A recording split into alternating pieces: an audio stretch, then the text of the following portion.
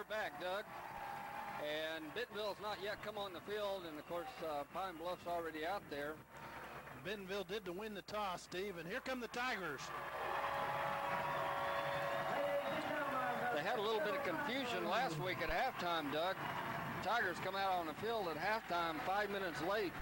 They screwed up on the clock a little bit, and they were actually in the locker room 5 minutes longer than Fayetteville was. Well, the Tigers, obviously a heavy senior team this year, and those seniors are expecting to go on in the playoffs. The last time Bentonville was in the playoffs, we ended up playing Pine Bluff in the semifinals. Pine Bluff beat us down there, eventually went on to win the state championship that way. Let us run down our sponsors for tonight's ball game. The Bank of Bentonville, Arvest Bank, member of the Arvest Bank group, Bank of Bentonville on the square in Bentonville. First Baptist Church of Bentonville here in Bentonville, they just built them a nice new church addition there. We appreciate their sponsorship. Old Town Cleaners in Bentonville behind Fletcher Honda.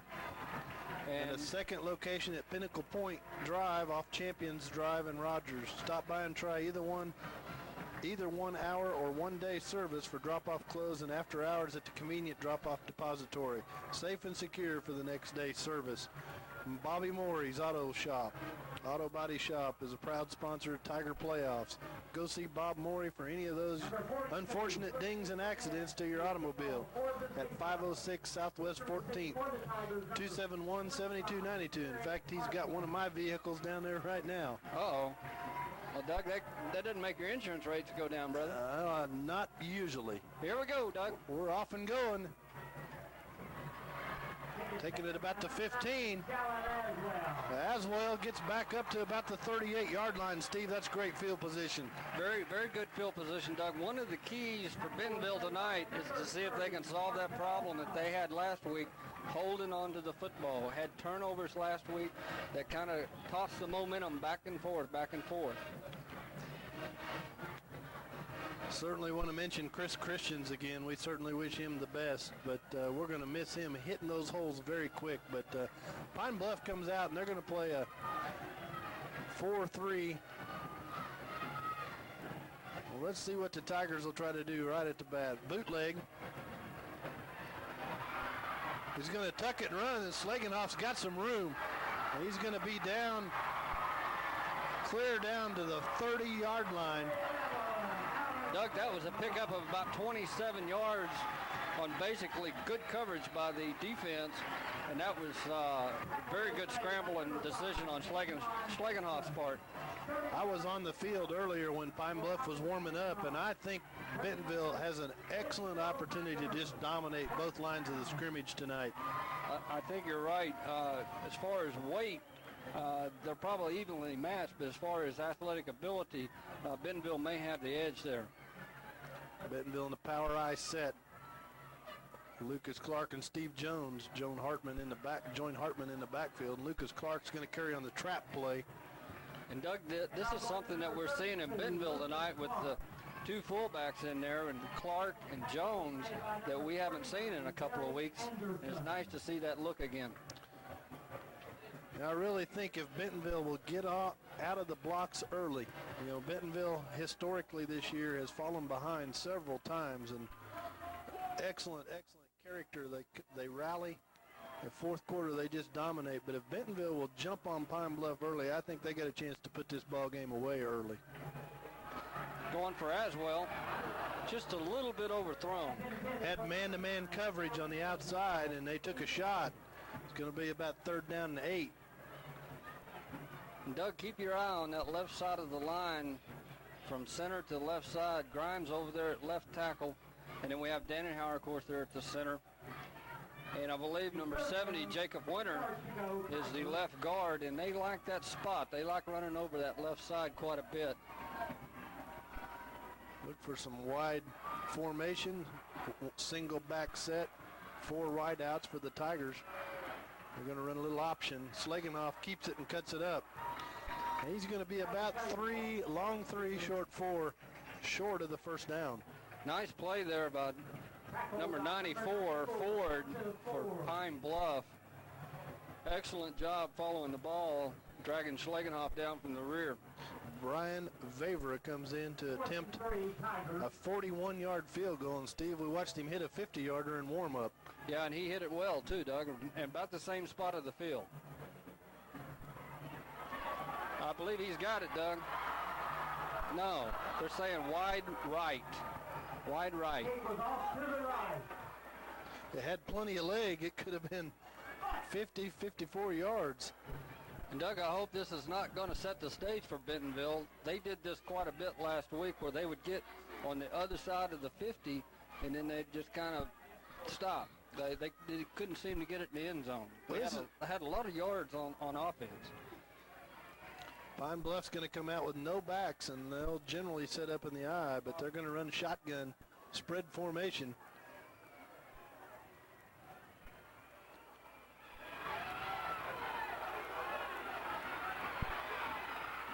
And, Doug, that looks very similar to some of the Springdale stuff that they had to deal with earlier in the year, where they just tossed the ball out as almost a lateral-type pass. Well, one of the big concerns for Bentonville coming in, Coach Ware, I know, was concerned about their athletic ability of Pine Bluff.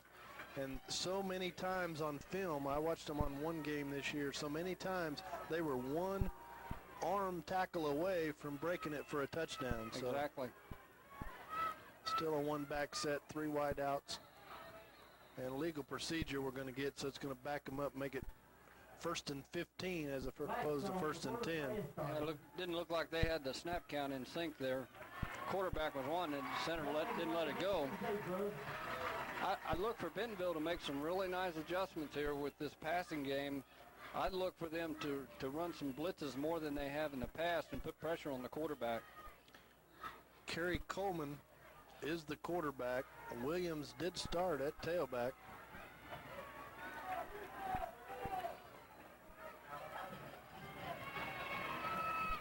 Pass over the middle, complete.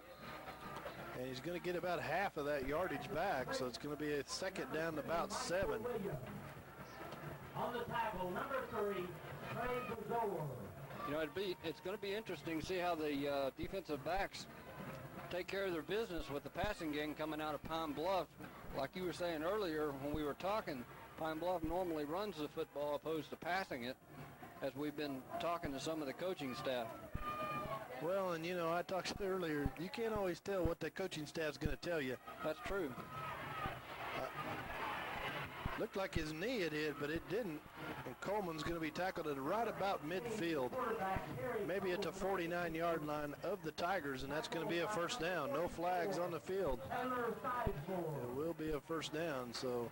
Doug, keep your eye on Taylor Sizemore and Mr. Jones at the linebacking positions tonight. Those are very, very solid linebackers for Bentonville. Taylor is one of the stat leaders in tackles for this Bentonville football team. Really got a good nose for the football. Was bothered by a back injury early in the year, but has really performed well. Option. And 33, the tailback, is a load. Terrence Coleman, and he's going to be brought down right at the line of scrimmage. Good job by number 16 for Bentonville, which is Brady Carmen. He did a nice job taking care of his assignment and taking the quarterback on that pitch. Tigers looking for pass here. Put an extra defensive back in the ball game.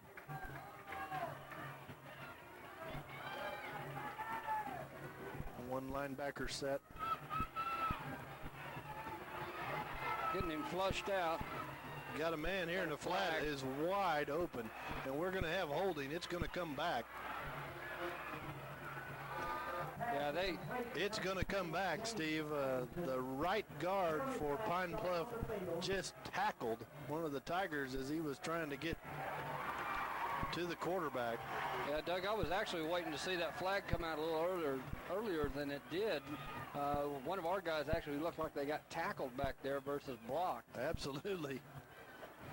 I was down kind of milling around Pine Bluff as they were getting taped before the football game, and I'm telling you what, number 67, their left guard, is a man.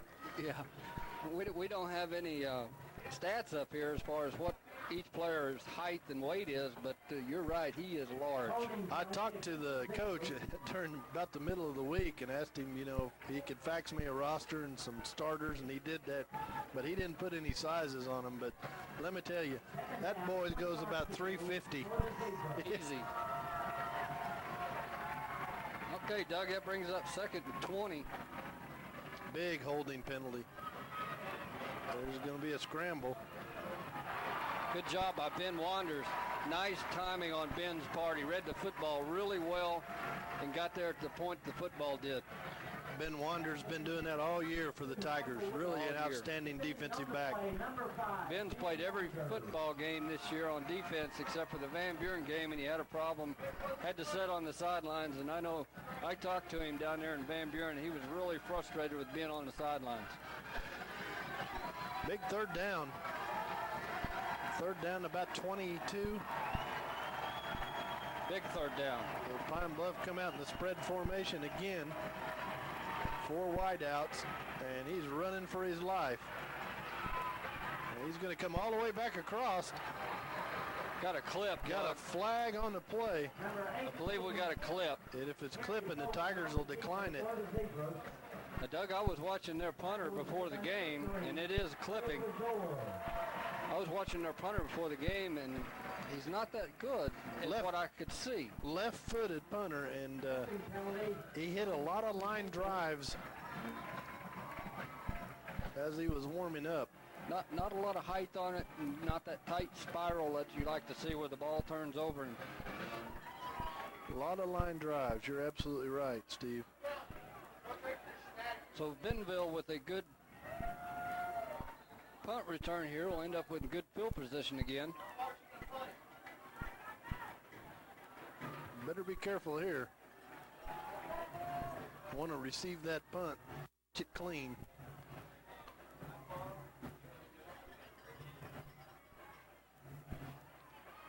Well, they went with a different punter. That's number 11. It's different than the one that warmed up.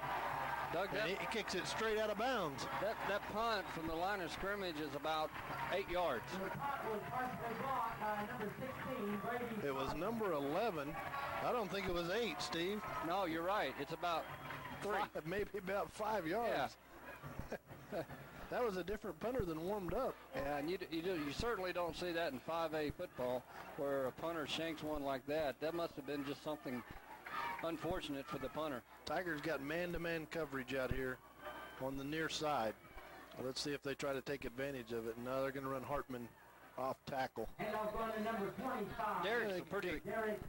I'm sorry, Doug. Derek's a pretty exciting runner to watch. When he gets out in the open field and things get kind of tight, he kind of gets creative with some of this acrobatic move and gets a few extra yards every once in a while, but he pays for it sometimes too. I'll use an example of Talley at Arkansas and Cedric Cobbs. Chris Christians was like Talley, very quick to the hole. Cobbs likes to dance a little bit and always looking for that big play. Right. And that's the way Derek Hartman is. Good decision. Good decision on Schlagenhoff's part there. High snap.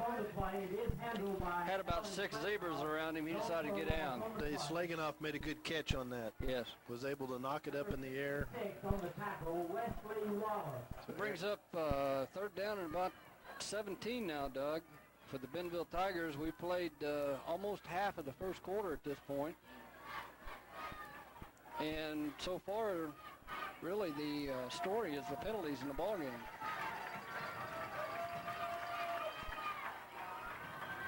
Penalties for Pine Bluff. Yes. Schlagenhoff steps up, wide open over the middle. And with the last hit, he may have the first down. Yes, I think the Pine Bluff player hitting him from west to east to actually give him that first down. They're probably going to call a timeout to measure it because it's close. Chris Broche that time. Schlagenhoff stood in the pocket. And Broche across the middle. And that's one thing that I would love to see Bentonville do. A lot of times, Steve, throughout the year, coaches do certain things. Bentonville very rarely threw over the middle during the year. When you get into the playoffs, a lot of times coaches will try to change those tendencies. So the defensive coaches from the opposing team doesn't get that tendency that they normally have through the air. And that time Bentonville throwing over the middle was a great job by Schlegenoff and Broche. First down. First down. I tell you, Doug, you can't give this coaching staff enough credit this year. They have done an outstanding job coming in and really making a difference with these players this year.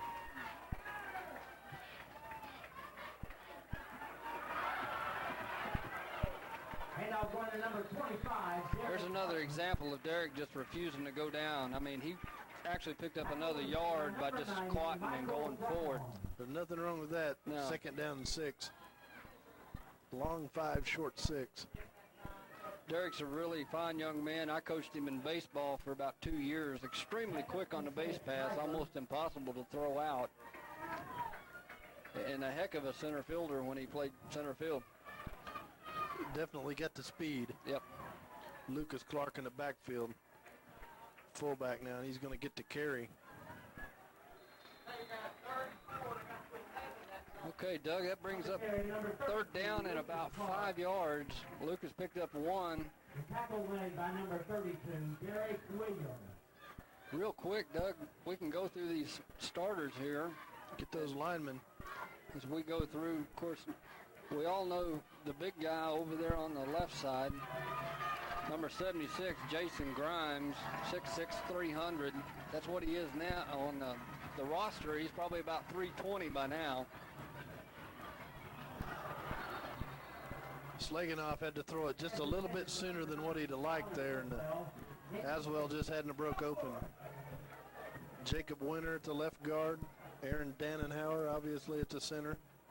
I think Coach Ware's going to make a decision here, Doug, going on fourth down versus trying to field goal, or maybe he's just going to punt the football. Matt Perkins was the right guard, and Klingfrost, obviously, the right tackle for the Tigers. Tigers trying to catch him off. Try to punt it quick. Kind of a pooch punt. And it's going to hit it about the 3 and stay out of the end zone. Oh. No. Almost, Doug.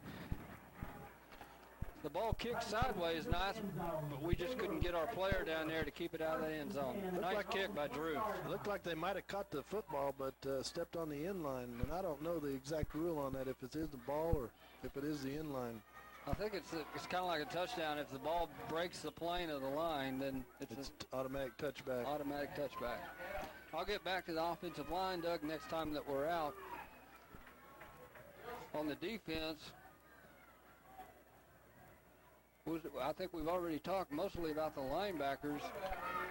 Cody Crumpler, obviously, defensive end. Got Chris Christians out there at one of the corners. It wouldn't be Chris. I'm sorry, Christian Boyd. There you go. I was just looking down here at Chris on the crutches and talking about Christian.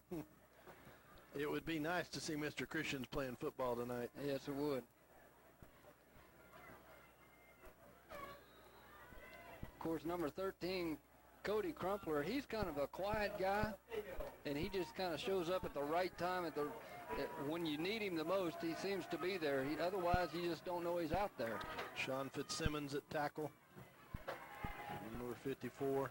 Long pass. That was out of man. Wow. Pass was intended for number 85. That looked almost like a Hail Mary, Doug. About a 55-yard toss in the air.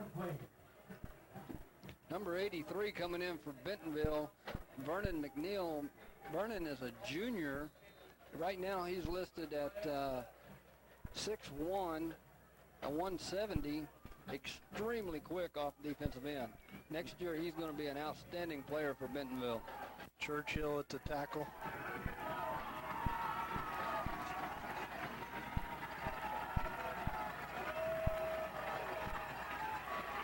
Third down and 10.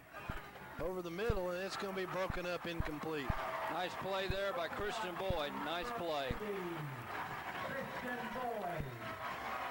Give us an opportunity to do a little housekeeping here. The schools participating in this football playoff game are members of the Arkansas Activities Association, as authorized by their school boards. The administration of these schools have helped to write the rules and regulations that govern participation of students in competitive activities for the schools that are members of the AAA, Arkansas Activities Association. You did that nice, Doug. Folks, this is a playoff game, and we're required by the AAA to say that once a quarter. It's a better punt. Same punter again. Boy, that was almost disaster there, Doug. Aswell almost slipped into the football as it was coming down when he was calling for the fair catch. Well, I returned a few punts in my day, Steve, and the one thing that they absolutely told you is catch the football.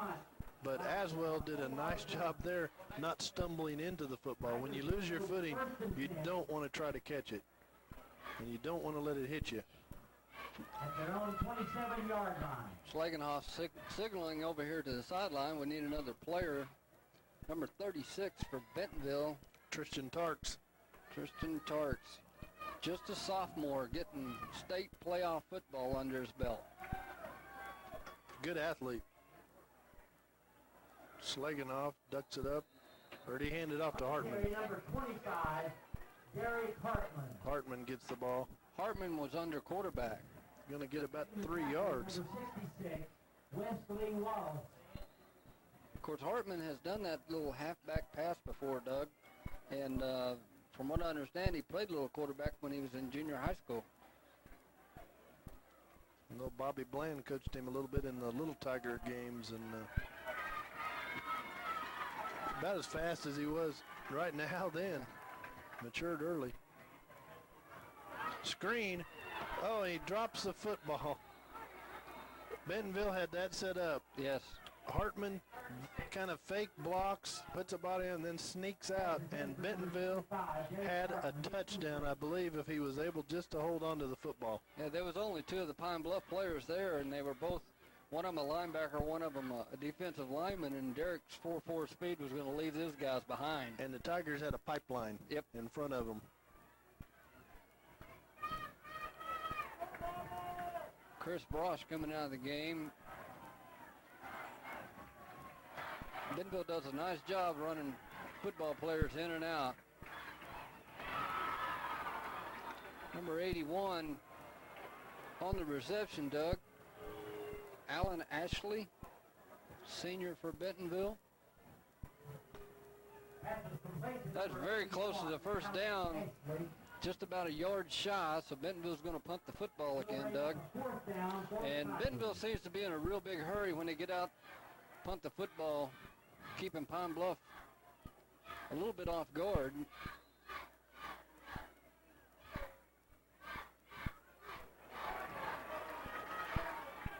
Good punt. Nice coverage there.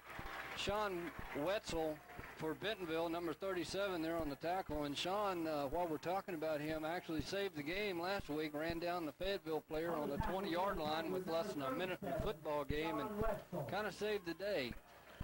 Drew Denny on the punt for the Tigers. And again, we want to thank Bob Morey and his auto body shop for sponsoring tonight's ball game. Proud to sponsor the Tigers in the playoffs. Go see Bobby. 506 Southwest 14th, which is 102. 271-7292 is the phone number. Pass over the middle. Nice lick there by Ben. Ben Wanders puts a lick on Williams. Williams is their starting tailback, and he runs the pass pattern over the middle. Yeah, and so far, Doug, Bentonville has been able to keep Williams silent. He has 0 yards rushing, 0 yard receptions. And he may still have that injury bothering him a little bit too. You never know. And has not carried the football yet. Has not.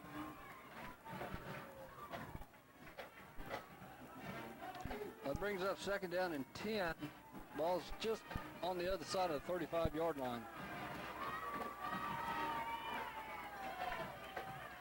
Pine Bluff stays consent.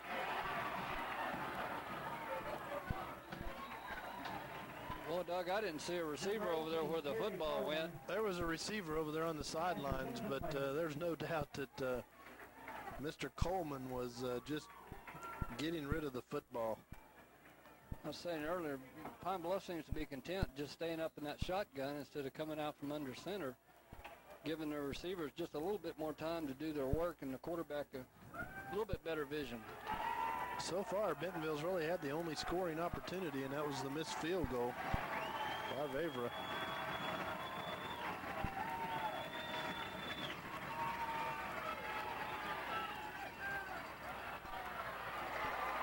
That's the second time that Pine Bluff has tried to go for the long ball. Both cases they overthrew.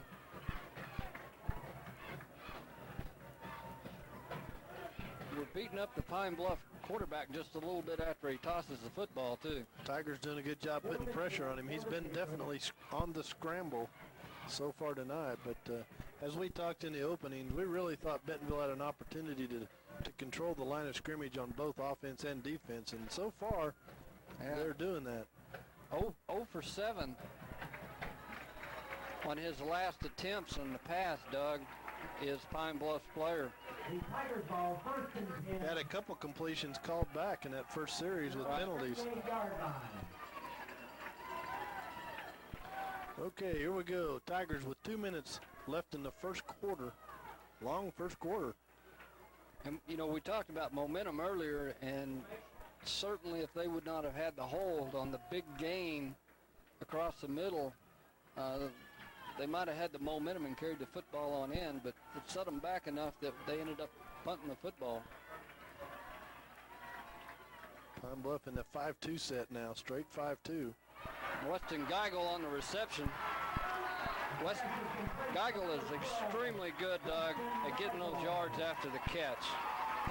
Sometimes he'll actually sit out here and wait for players to make their break, and then he gets that extra yard or two.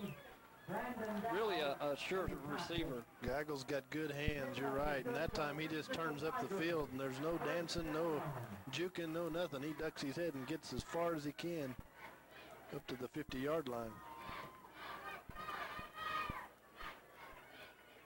Here's a running play. I think Derrick just did a good job to get back to the line of scrimmage there, as that option was closing down quick to the short side of the field.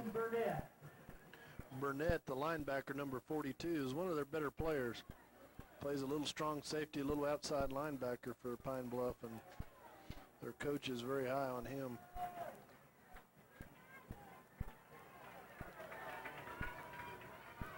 Doug, we don't want to... Got man-to-man coverage in the secondary now, so look for the blitz.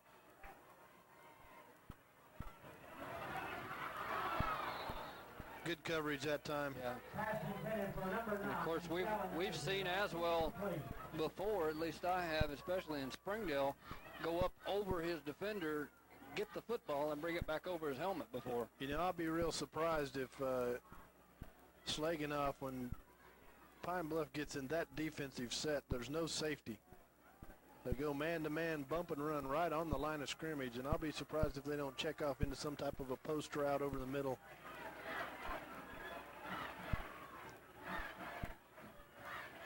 Zone secondary this time. Boyd, Christian Boyd was wide open. He already had he was 6 on the scoreboard. He was already celebrating, but a nice offensive line that time play by Bentonville. Nice. Really did a good job protecting Slaganoff. Bentonville was a little slow getting off the field, or we would have had Pine Bluff off guard there on the punt. Bumbled up a little bit. Nice job. We got another flag. Probably going to be a hold on Pine Bluff. I believe number 37 over here was trying to keep Dannenhauer out of the play. That or a block in the back. Depends on what they call it.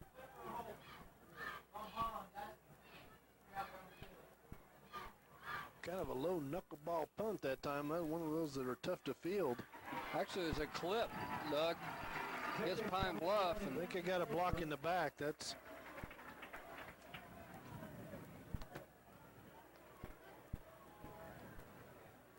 Pine Bluff's penalties are starting to add up on them here.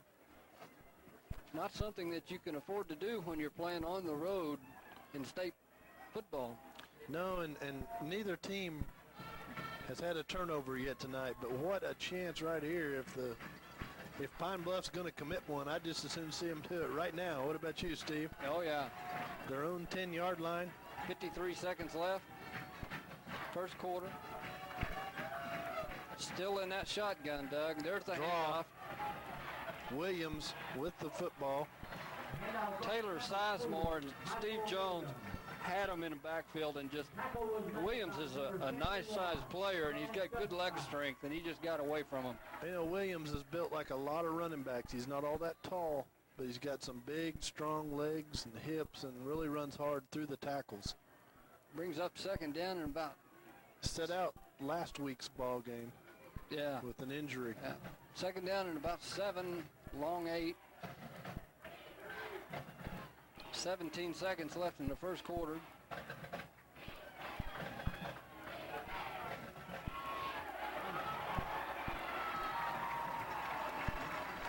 Nice play there by Taylor Sizemore.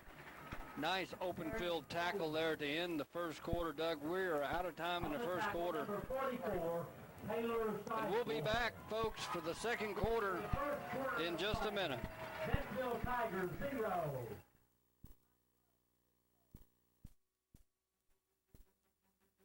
You're watching Bentonville High School football state playoff action on Family 45 television, where we're always hometown and home team.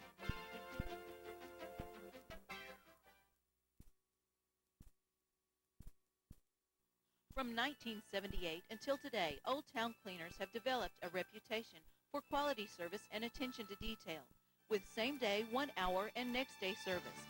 See them at 2 convenient locations. One in Bentonville behind Fletcher Honda, offering full-service cleaning and alterations.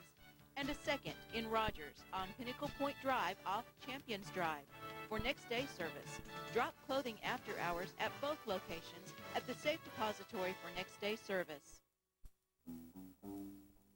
You will see, oh, you will see that these are the sweetest days that you could ever know, that you could ever know.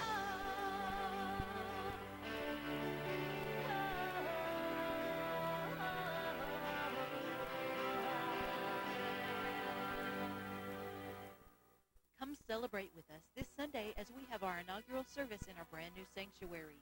Our new sanctuary was built with you in mind, and we want to welcome you to come experience tremendous praise and worship and a strong message from God's Word. Brother Dale Thompson will be our special speaker Sunday night at 6 p.m., along with special music by singer-songwriter Chris Machin. Come join us this Sunday morning at 9:15 a.m. and Sunday evening at 6 p.m. We look forward to seeing you there.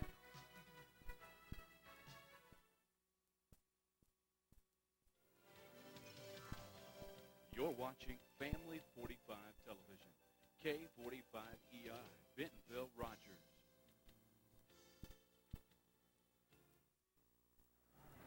We're back, Stephen Walker and Doug Bachman on Family 45, and we're watching the Bentonville Tigers begin their playoff journey here in Bentonville against the Pine Bluff Zebras.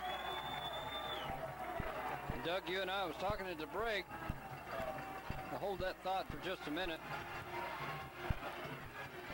Taylor Sizemore with a good tackle. Second effort there by the quarterback. May have picked up that first down. Depends on where they mark his knee at. I think he's going to be short. He's going to be short. He stretched the football out, and he was trying, but Taylor did a nice job. Again, 2 tackles consecutive there for Taylor, keeping him short of the first down. They've only gotten 1 first down in the first quarter, Doug. 1 first down, and I'm kind of interested to see if they're going to go away from this pass thing and get back more into a running game. Nice punt. Nice punt. Tigers going to have great field position about the 47-yard line. Folks, we want to thank our sponsors. Go by and thank them about the sponsoring the Tigers in playoff action. And it's the Bank of Bentonville, on the Bentonville Square, part of the Arvest Bank Group. First Baptist Church of Bentonville. And Old Town Cleaners in Bentonville behind Fletcher Honda. And a second location at Pinnacle Point. We've got 1 hour or 1 day service. And a night depository that you can drop your laundry off and pick it up the next day. So tell them thanks for sponsoring the Tigers. Hand off up the middle of Lucas Clark. That's okay, Doug. That play is going to work for those guys later in the football game. As we start breaking open the pass or breaking open Hartman out of the backfield, that up the middle with Lucas Clark will be a key in the football game before the night's out. Lucas is a good running back. Really does a good job finding daylight. You said at the break, I'd like to see the Tigers getting a little power set and break down this line a little bit. You know, nobody's over the center at all. Linebackers blitzing here. Schlagenoff is going to elude the first bunch. And he does get rid of it. That was a nice job by Schlagenoff. Had he had just a split second longer, Geigel was wide open on the 30, and Aswell was wide open down on the 10-yard line. They're trying to get a grounding call against Schlagenoff, but I tell you from experience, when you get hit like that as you release the ball, you can't control where it's going. And he did a good job just getting rid of it. Derek Hartman's coming out of the ball game, and normally that means that Bentonville will be going into shotgun with a 5-wide set. Well, look for the Tigers here they've got man-to-man coverage, no safety. So look for a post pattern or a Weston Geigel over the middle. Nice speed. That was speed there, Doug. Nice speed. Aswell did go over the middle on the deep post route. Schlagenoff tried to really gun it, put a little air under it, but a good defensive back play that time. And I tell you, Doug, I'm kind of surprised to see Pine Bluff in that man-to-man up on the line with no safety, knowing how much that Schlagenoff can scramble.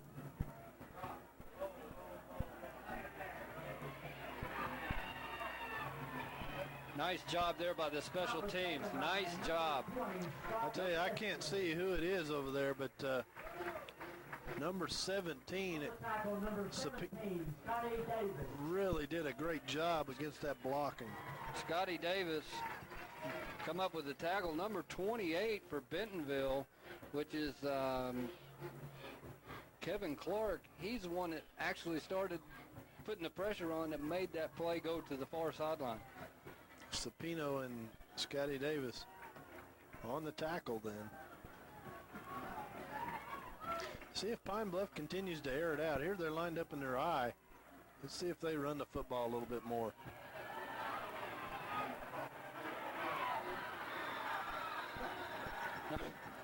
Trey Basor was doing everything he could do to try to get the ball. He was grabbing it. I think he took him for a ride, though. Looked like steer wrestling. Yeah. Fullback for Pine Bluff, number 33. He's a load. Terrence Coleman, I mean, he is a load. I would guess, Doug, if I was having to guess, I'd say he's probably 250 or 260 as a fullback. About 5'9". Here he comes on the option. Nice job out there stretching the play out. Steve Jones out there pushing him out of bounds, but number 83, Vernon McNeil, really did a good job on that outside. Iverson was on the carry for the Zebras. No gain on the play. Been really impressed so far, Doug, with Bentonville's defense. Doing a nice job containing the plays. Kind of a bend but not break attitude so far. Third down, big third down right here. They're going to get to first down right up the middle, and I believe that's Williams on the carry. Only Pine Bluff's second first down of the night with 9:12 left here in the second quarter. On the carry, number 2, Michael Williams. He is the first Looks down. like Steve Jones having a little trouble with his football helmet.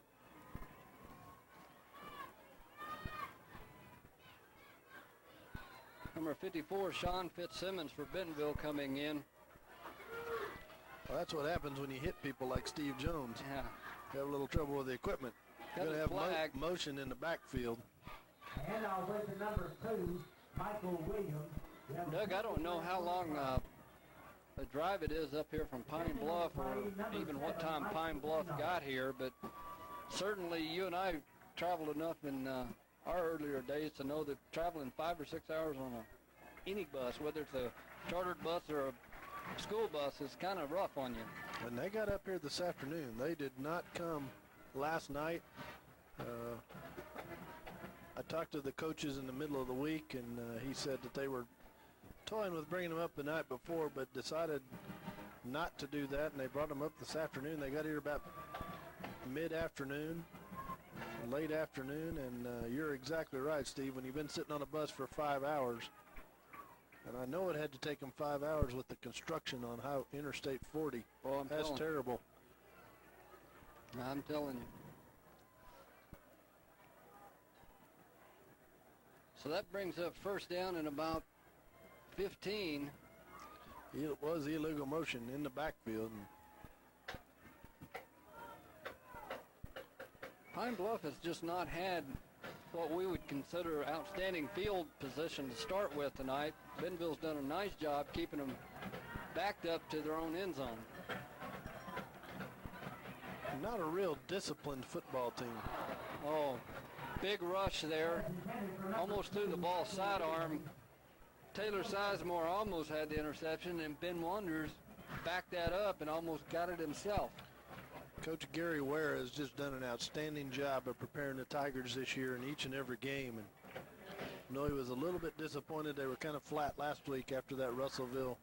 Get so high before the Russellville game and don't perform at your best. And the next game it takes a little bit to overcome that. And they were already clinched that second seed in the 5A West, and a little disappointed with their effort last week, but they are certainly coming out with some intensity here in the first half.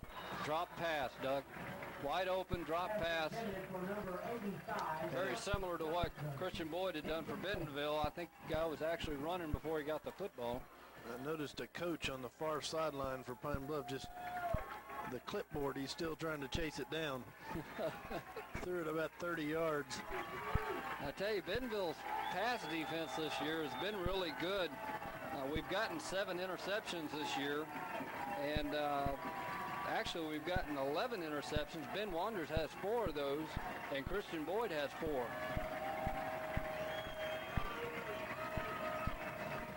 No backs in the backfield. Good tackle by Sapino. Good Lord. How much? There's about a 100-pound weight difference there, Doug. Nice tackle by Sapino. Sapino hit him the only place he really could to really help him, right at his ankle. Right. But it's enough for a first down for Pine Bluff, so they motion in the backfield, sets them back to 1st and 15, and they connect on the third down pass play. Vernon McNeil, another half step, and that pass wouldn't have been even thrown. He was putting nice pressure on the quarterback. In fact, I thought it was one of those where the quarterback may have hit his helmet, after he threw or as he was throwing. Here comes Williams. Nice job. Nice job. Taylor Sizemore did a nice job sticking the fullback on his block and creating that big bunch of players right there where he had no hole at all. Vernon McNeil on the tackle as well. Williams, as we mentioned, the tailback for Pine Bluff, really an outstanding athlete, did sit out last week with an injury and was questionable for tonight. And they have really not ran him, or he's not carried the football the number of times that he normally does. He's open out here in the flat. Daniel Simpson, Fitzsimmons on the chase. Now he's just going down. Nowhere to go with the football, Doug. Brady Carmen pulled him down, but I tell you, we had nice pressure out on the wings, good containment. He had nowhere to go. And Williams was open in the flat out here. Brady to this side of the field, Williams, the tailback that is split out far to the right. But when a quarterback starts to scramble, You've got to adjust your route back towards him so that he can see you, and Williams just stood out here in the flat, and there's no way that the quarterback's going to see him. Big third down here, 3rd down and 12. Quarterback's just going to take off, Doug. Nowhere to go. Blitz that time from the Tigers. Nowhere to go. They brought the house. They brought the house on that one. We need one of those shanked punts right here. Yeah, but, you know, his last 2 punts that he's punted, he has had really nice punts. He had one of 52 yards. You know, I still can't get over it. I was on the field before the football game, and it was a different punter that was warming up. Uh-oh. He drops it. He drops it. Uh-oh. He's got to get 12 yards, and he's not going to get there. Tigers are going to take over at the 45-yard line of Pine Bluff. Number 22 for Bentonville, Doug. The defender, James Ferguson. James Ferguson tackled him out of bounds, and his helmet almost come over here to the track. Bentonville's bringing the defense. I'm telling you, they are in there hitting people tonight. Let's see if the Tigers go back to that screen. Be a good play. Earlier in the game, they ran it, and they just couldn't quite get the timing with Derek Hartman, but that would be a good call. It's a blitz. Schlegenhoff's not going to have a chance to get rid of it. No. Had Schlegenhoff got another yard or two, he had a wide open field with it. Aswell over there to block for him. Pine Bluff is bringing a lot of folks, and they're taking some chance that, hey, our defensive backs are going to be able to cover your receivers man to man. I look for, as fast as they're coming in with their penetration, Doug, I look for Coach Ware to get that slant right over the middle with Geigel. Geigel's one of those players that will go in there and mix it up with you over the middle. Zone pass defense this time. Play action pass. Here comes that screen, and Lucas Clark's got some room. He's going to get about 8 yards on the carry, but the loss from Schlegenhoff the previous time, it's going to still be 3rd down, about 7. Good Doug, call. I tell you what, as I'm watching the game progress here, I think the 4th quarter conditioning of each one of these teams is going to be key. I mean, we're talking, these guys are flying around to the football, and every time the ball's hiked, it seems like you're chasing.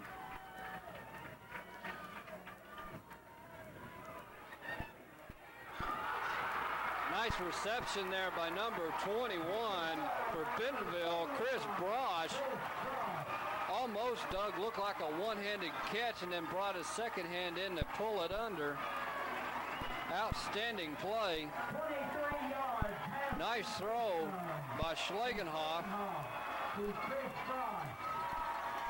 Schlegenhoff had just that one throwing lane, and he went through it. Doug, this is Bentonville, I believe, deepest penetration of the night. Thus far, Hartman's under center now. Option play. Derek picked up a nice 5-6 yard gain there, just kind of reading the defense and tucking it up and going. That play is going to go for something else tonight, Doug.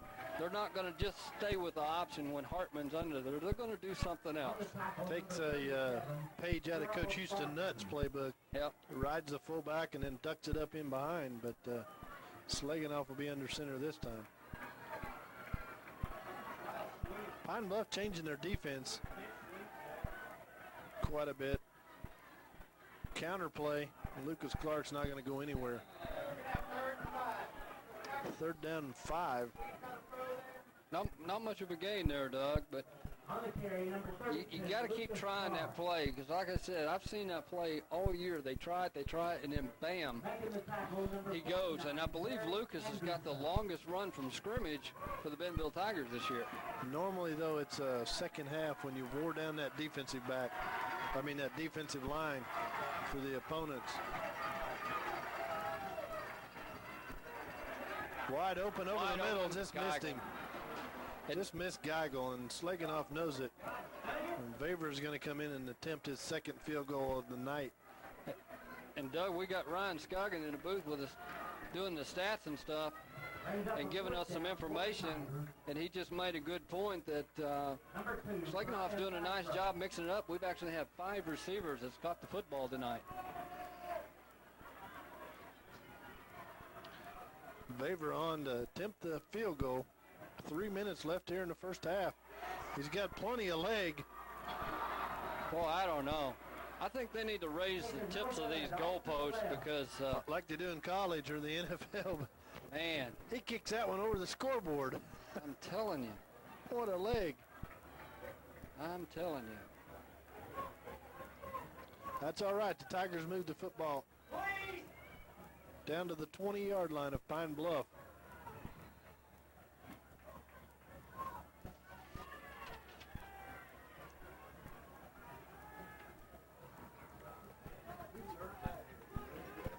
Doug, we're trying to figure out who it is that's down here on the sidelines, but we got a player that's sitting on the bench with a jacket over him, helmet off. Ice pack on his back of his neck or shoulder. Might just had his bell rung a little bit. Scramble. He's going to get some yards and get out of bounds. Well, about 5 yards, 6 yards on the play. I tell you, I am really, and I hate to keep calling this young man's number, but he's doing such a great job. Vernon McNeil has just been so close to that quarterback tonight. He's going to end up getting him a sack before the night's out.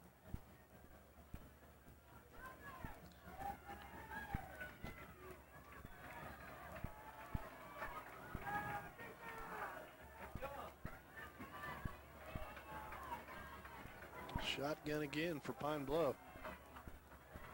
And draw to the fullback. He's got some room. He is a load. I tell you. On the carry, number 33, Terrence Travis Orr just kind of ducked and let him run into his shoulder pads and hit him about his knees. Taking the tackle, number 3. Let me tell you, that's maybe the smartest move he's done. I wouldn't want to hit him head up. Nah, you take him up top and he's going to give you a ride. He can't be over, what, 5'8", 5'9", probably 250. Yeah, and there's nothing to hit. It's like a bowling ball coming at you. Nice Good job. play that time. Nice job by Brady Carmen. Brady Carmen almost took the daggum handoff from the quarterback. He blew by his left tackle like he wasn't even there. That gives them a loss of about 1. Maybe 2. Brings up second down and 12.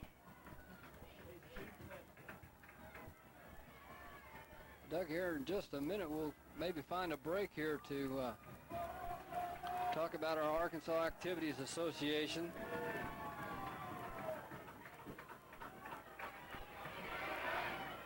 Another long ball.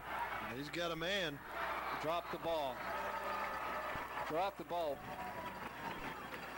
The Arkansas Activities Association, which is sponsoring this football playoff game, is a voluntary nonprofit educational association of Arkansas. The regulations which guide this event are adopted by the schools themselves and determine the type of program they believe to be most desirable for high school youth. And again, Doug, we're going to need to say that every quarter. Minute 49 now left here in the second quarter. We'll thank our sponsors again, the Bank of Bentonville, part of the RVS Bank Group, First Baptist Church of Bentonville, and their new sanctuary. Man, what an outstanding looking church that is now. Old Town Cleaners and Bobby Morey's Body Shop. Sidearm pass, Doug, there. Tight end. Nice block out there by the split end. Yeah. Number 7 says, hello, Mr. Basor. Yeah, Miles Tackett, and he tacked it on. From the blind side, that is a tough block to get. And I tell you, that, to me, that tight end is one of the most unused or underused weapons in football. I agree, and, you know, Bentonville themselves don't use the tight end that much. Joe Murphy, a junior, hasn't been thrown too much this year either.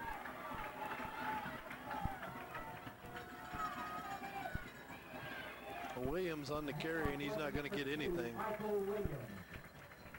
Boy, I thought I saw a face mask there. Didn't see a flag come out, but boy, it looked like his head turned like he got a hold, or our defender got a hold of the face mask. I don't remember Bentonville have we had a penalty yet, Doug, in the football game? Not that I know of. I don't believe we've played error-free football so far, and I hate to jinx us by saying that with a minute left in the first half.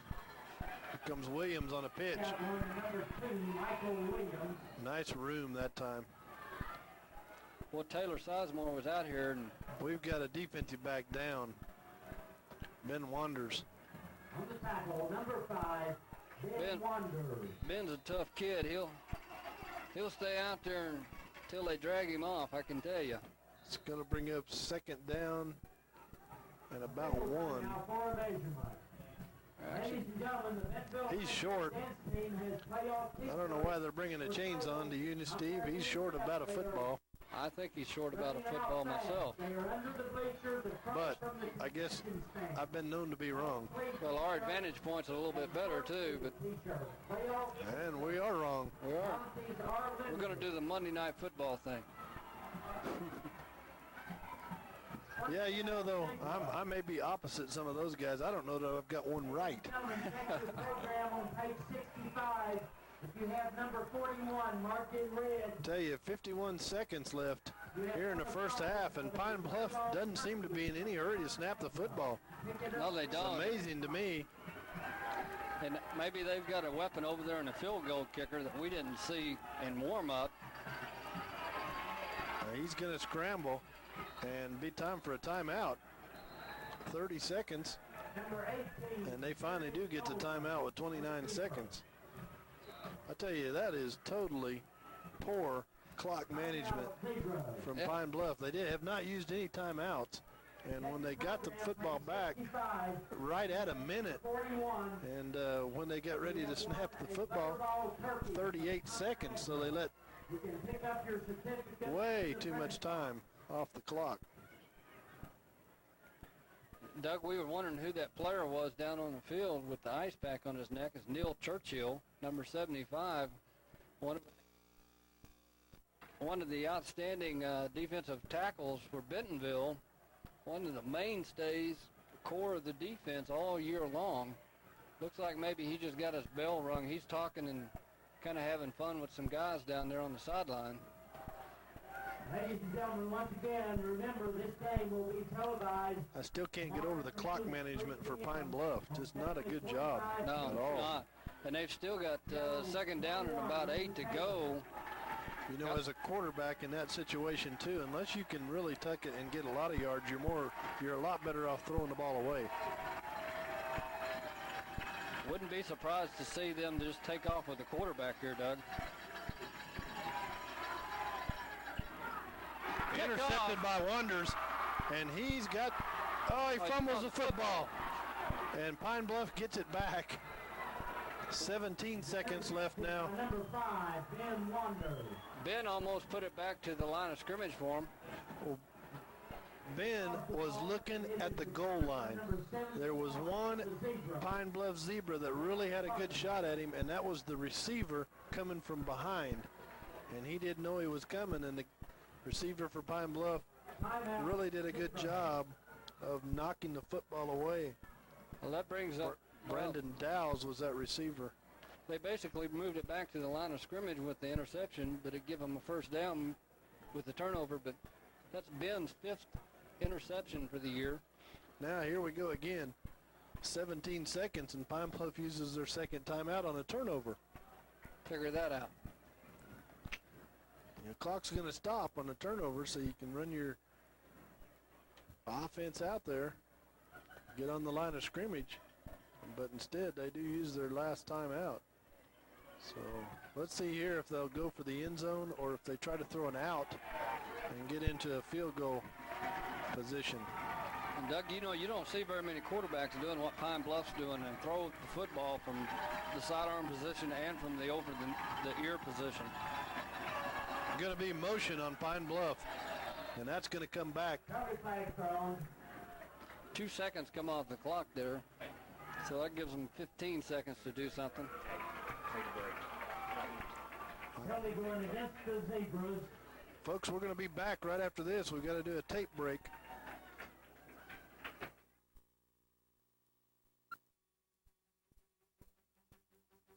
You're watching Bentonville High School football state playoff action on Family 45 television, where we're always hometown and home team.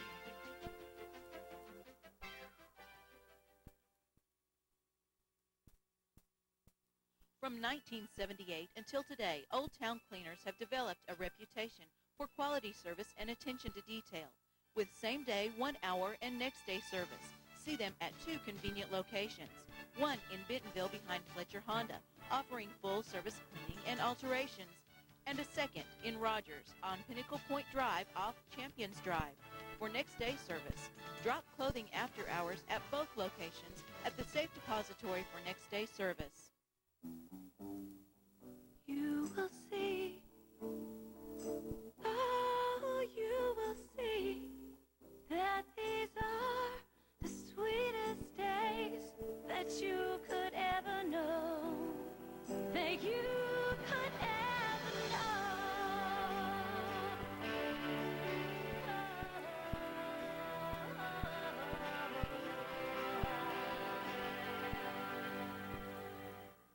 Come celebrate with us this Sunday as we have our inaugural service in our brand new sanctuary.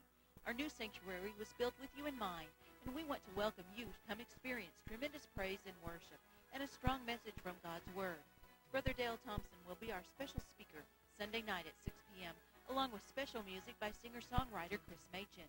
Come join us this Sunday morning at 9:15 a.m. and Sunday evening at 6 p.m. We look forward to seeing you there. We're back, folks. We apologize for that technical difficulty, but long first half and ran out of tape. But the ball's batted up in the air, and Pine Bluff catches it and goes into the end zone on the last play of the first half. Hail Mary, Doug, and the play that we missed with our technical difficulty was this very same play. And incomplete, though, on that play, which left 8 seconds left in the first half. And on the Hail Mary, on the last play of the half, Pine Bluff manages to get it into the end zone.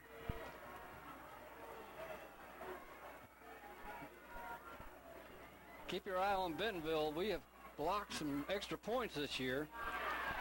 And we bad snap. Had a bad snap there. Michael Zapino tackled the holder.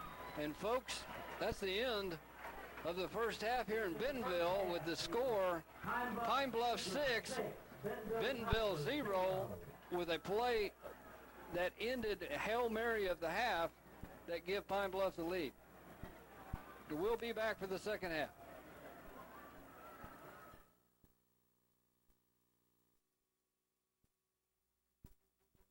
You're watching Bentonville High School football state playoff action on Family 45 television, where we're always hometown and home team.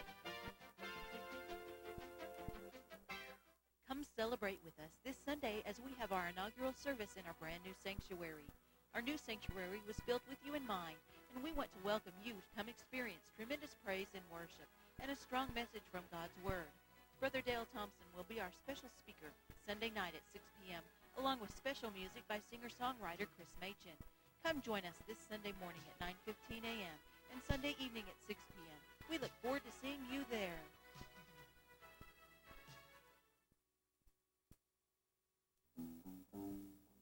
You will see, oh, you will see that these are the sweetest days that you could ever know, that you could ever know.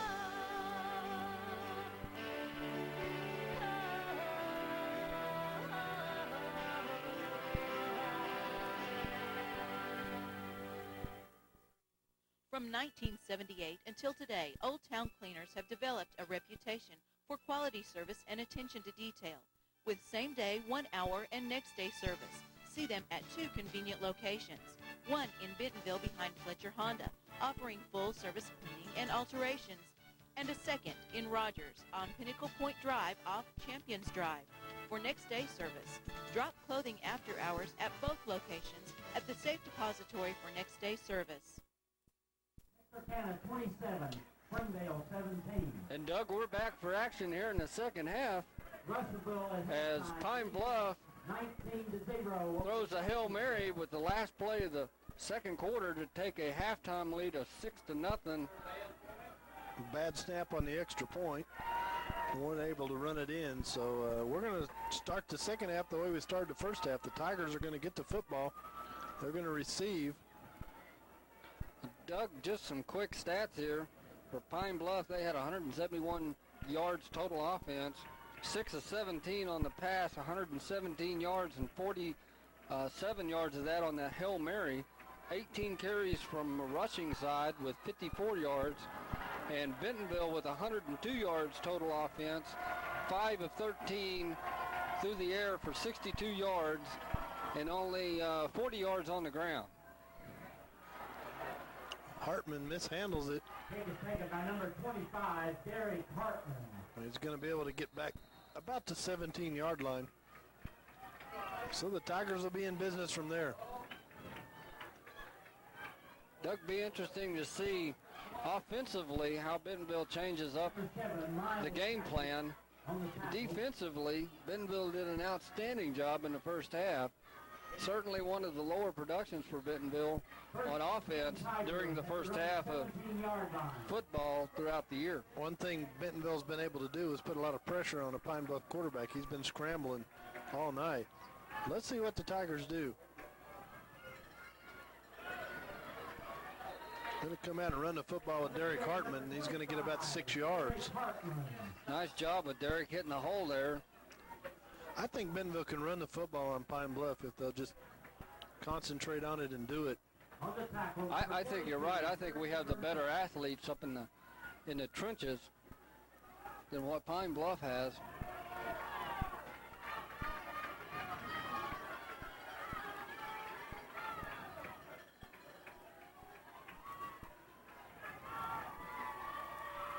Hand off to Hartman again, and Derek is going to be really close to a first down. You know, one thing in the first half that we talked about at halftime was that Pine Bluff's defense, when the Tigers go up, most of the time is really keying outside. Their tackles are set out, their defensive ends are set out. Linebackers about 5 yards off the football. So Bentonville is running right now where I think Pine Bluff's defense is a little bit vulnerable, and that is right up the middle. Follow big Aaron Dannenhauer right into the hole. Doug, we'd like to thank our sponsors again. Bank of Bentonville on the Bentonville Square, Arvest Bank Group. First Baptist Church of Bentonville. Bobby Morey's Auto Body Shop is proud to sponsor the Tiger playoffs. Go by and see Bobby.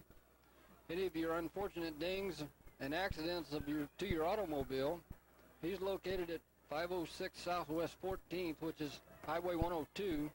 Telephone number to call Bobby is 271-7292. Good friend of mine, does really good work. Stop by and see Bob when you have a unfortunate accident.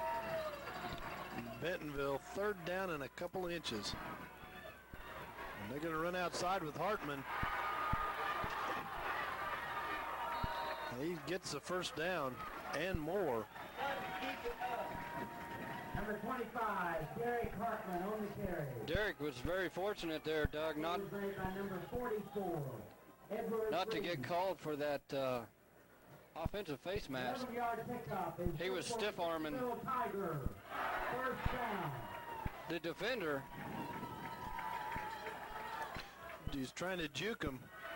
If he'd have turned it on, I thought he could have got the corner. Wide open is Aswell. Great move to jump over the defensive back and get another 5 yards. And Doug, we talked about that in route and how successful Bentonville has been. Aswell, of course, taking that in route. Normally that's a Weston Geigel route versus Aswell. Right there you can see what happens when you can run the football, though. Exactly. Bentonville comes out, runs the football. First 3 carries of the second half. and then they go to the air and it's wide open. And Pine Bluff now in that man-to-man. All over the field. Here comes the screen. That's a great call. And Derek Hartman has got some room, and one guy did a great job coming off the block and dug down at about the 18-yard line. The ball is going to be moved back probably to about the 30-yard line. We had a hold out there, and I'm going to defend this young man for the effort that he had.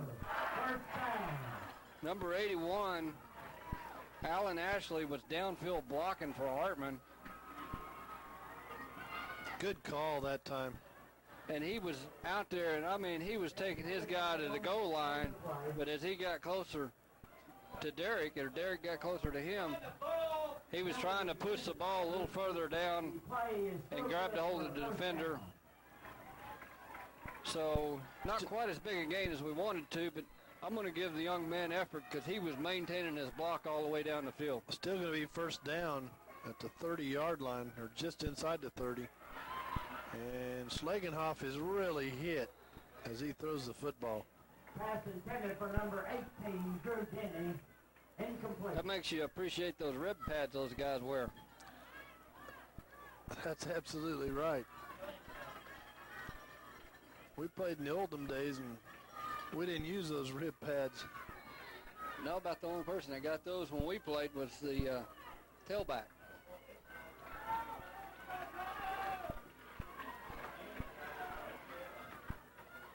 Comes Hartman right back, and there's the football on the ground. Pine Bluff recovers at their own 17-yard line. Doug, we talked about that earlier in the football game tonight, about how key that would be for Bentonville not to turn over the football.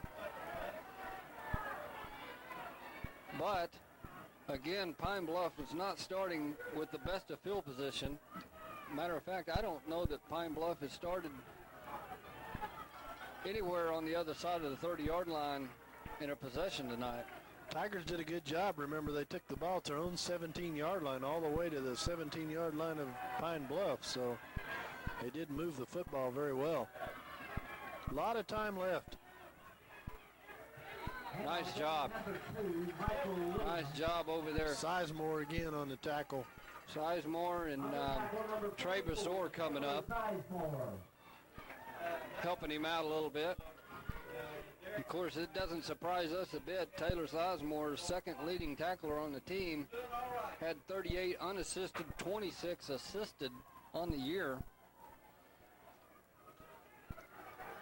Mike Sapino's leading the team with a total of 66, 50 unassisted and 16 assisted.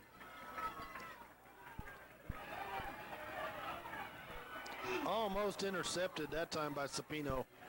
He steps in front of the Pine Bluff receiver and really had a good shot at an interception.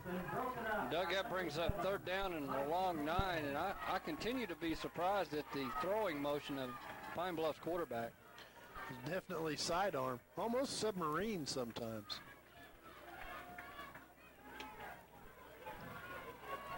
Third down 9, and seems like Pine Bluff's been in third down long most of the evening. Bentonville defense really doing a good job forcing that. 4 wide out. Spread formation. And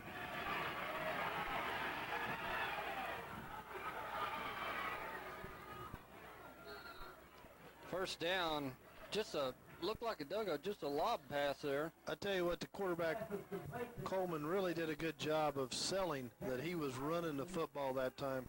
And he really tucks it under, takes a few steps towards that sideline. Bentonville has to commit, and they come up to make the tackle, and he just dumps it over. It's going to be a first down. Nathan Huffer flushed him out, but couldn't get any help soon enough to keep him from picking up a completion. Draw. Big fullback. Big fullback. He's going to get about 3 yards, so it's going to be second down to about 7. Probably the largest running back that Bentonville has faced this year in terms of weight. Now we got a new quarterback in the ball game, number 11, the punter,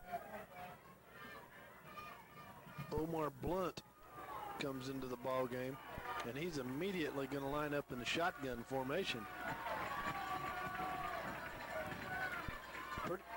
Pretty good sized fella, Doug. See what he's going to do. And Pine Bluff slips a tackle. So Blunt comes in for one play. Throws the ball out in the flats to number 85 for Pine Bluff. And this crowd is quiet right now. As Pine Bluff goes 70 yards for the touchdown. You know, Doug, I know they're quiet right now, but certainly they haven't lost confidence in the Tigers. As I've seen personally myself, the Tigers scored 21 points in one quarter. So nothing that Bentonville can't overcome here, with it being 12 to nothing with 8:15 left here in the third quarter. And it doesn't look like Pine Bluff's going to line up for the extra point. They're going to try and get their missed point back by going for two.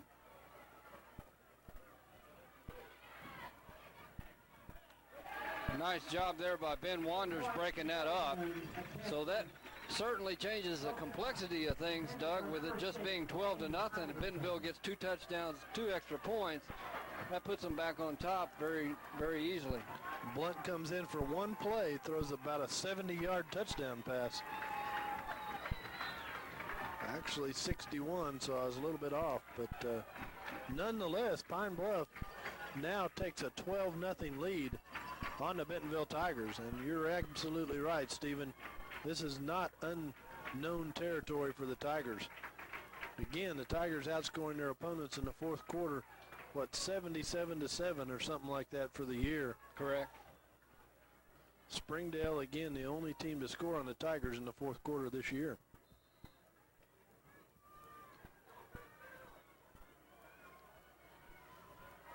With 8:15 left in the third quarter, I'd be interested to see what Bentonville's offensive approach is. Short kick taken by Christian Boyd. Good field position, taking the ball out to about the 33-yard line, Doug. Again, no reason for the Tigers to panic. Plenty of time. They moved the ball very, very successful the last time on the first series from their own 17 to the 18-yard line of Pine Bluff, where Derek Hartman coughed up the fumble. So let's see what the Tigers will do now. I personally think you're on to something, Doug, with this coverage that Pine Bluff from time to time has been showing us. Well, Pine Bluff goes back into the zone defense right now. Aswell makes a move. And number 94, a defensive end, runs Aswell down from behind. That's a pretty good foot speed there, Doug. He run almost 15 yards there to catch up with him. First down for Bentonville. Well, let's see if the Tigers come back. If they go to that man-to-man set, the screen is a perfect call against that set. Not this time. Nice block. Derek running very hard. He gets right to midfield. Nice kick-out block there on the defensive end. I didn't catch the number of the blocker, but it was a very nice job. About 5 yards, so it's going to be second down and 5. Short 6 maybe. Long 5, short 6. Geigel comes in for the Tigers. It wouldn't surprise me a bit with this pressure that Bentonville's getting up the middle to see Geigel come over. And now the man-to-man. Nope. There's the safety checks back. Ball was tipped, Doug. Ball was tipped. Tigers again trying to throw out in the flat. The tight end on the middle looked like he hooked up.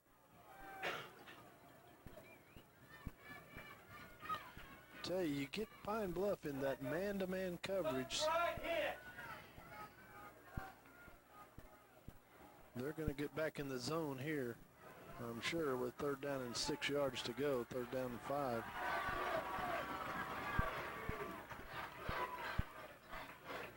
Screen. Punt to football. Be fourth down and about 6 right at midfield. Let's see if we can pin Pine Bluff back. Well, Doug, that's the second time tonight that screen has certainly been there, and a whole line of blockers out in front. just a little bit out of Derek's reach. It's obvious Coach Ware and Fogelman, who calls the plays, does an excellent job. Bentonville with a really, really balanced attack this year. Ball goes out, Doug, about the 23-yard line. But it's obvious when Pine Bluff does get into that man-to-man coverage, Bentonville spreads them out. They're looking at that screen. Middle screen is a possibility to really, really make some yards. 21-yard line. Need to see if Bentonville can create a turnover here for its offense. Of course, one turnover in tonight's football game, and actually three. Because Wanders intercepts the pass and then fumbles it, and then Derek Hartman's fumbles. So 2 turnovers for Bentonville and 1 for Pine Bluff, although 2 of them were on one play. Blunt in at quarterback for the Zebras. Number 11 still in for quarterback. I won't be surprised if Pine Bluff doesn't try to just continue to run the football and eat up some of this clock with a 12-0 lead. Tackled by number 3, Trey Pazor. And that may be why, Doug, they decided to go with number 11 at quarterback, Omar Blunt. But Mr. Blunt came into the football game and throws 1 pass for 61 yards and a touchdown. Iverson, number 6 for Pine Bluff, may become the workhorse here in the 3rd quarter. Big hole up the middle. He's going to get about 12 yards. Be another first down for Pine Bluff. So 2 plays after the punt nets them 25 yards and 2 first downs.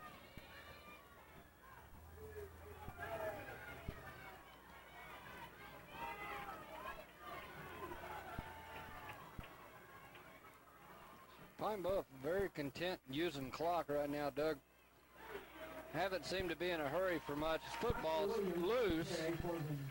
Fumble actually picked up another 2 yards for Pine Bluff. Tackled by number 83, Vernon McNeil.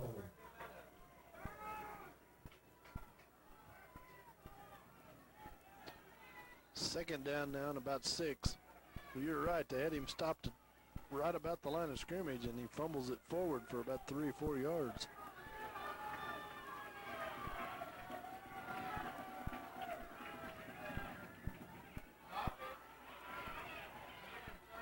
Good stick that time. Nice tackle. Number 83, Vernon McNeil over there for the stop. Sean Fitzsimmons as well.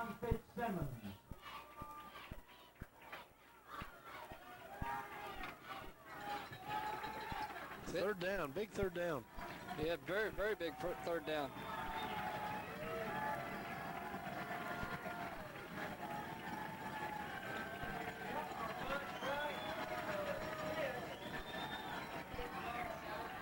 Pressure. Blunt's going to scramble, and he's going to be knocked out of bounds short of the first down. That'll bring up 4th down, and I don't think Pine Bluff was.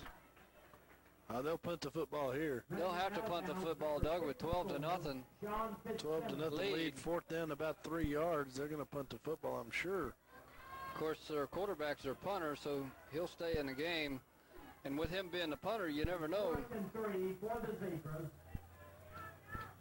Seems to have good foot speed, and we've already seen his arm tonight. Got a nice leg other than the one kick that went out of bounds. About a 2-yard punt. First one of the night. Yeah. Probably a little game jitter there. Tigers come after it.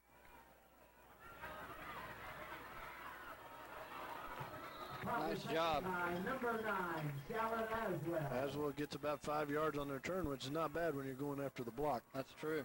Doug, I'd like to thank another one of our sponsors, Old Town Cleaners here in Bentonville behind Fletcher Honda, and a second location on Pinnacle Point Drive off of Champions Drive in Rogers. Stop by and try their 1-hour or 1-day service, or drop clothes after hours at the convenient drop-off depository.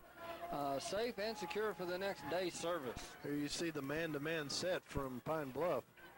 And Hartman breaks it up the middle, and he's got a chance here. run out of bounds at about the 16-yard line of Pine Bluff.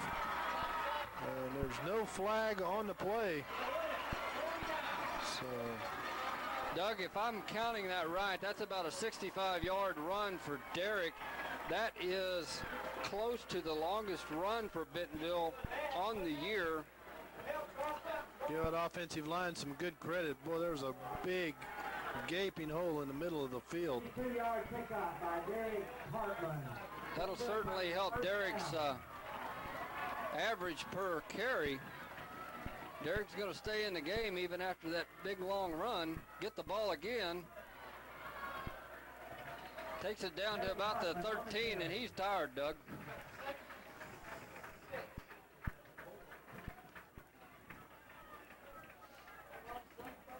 I continue to be a little bit amazed at the way Pine Bluff gets into that set on defense. Every time they've done it, we've made them pay.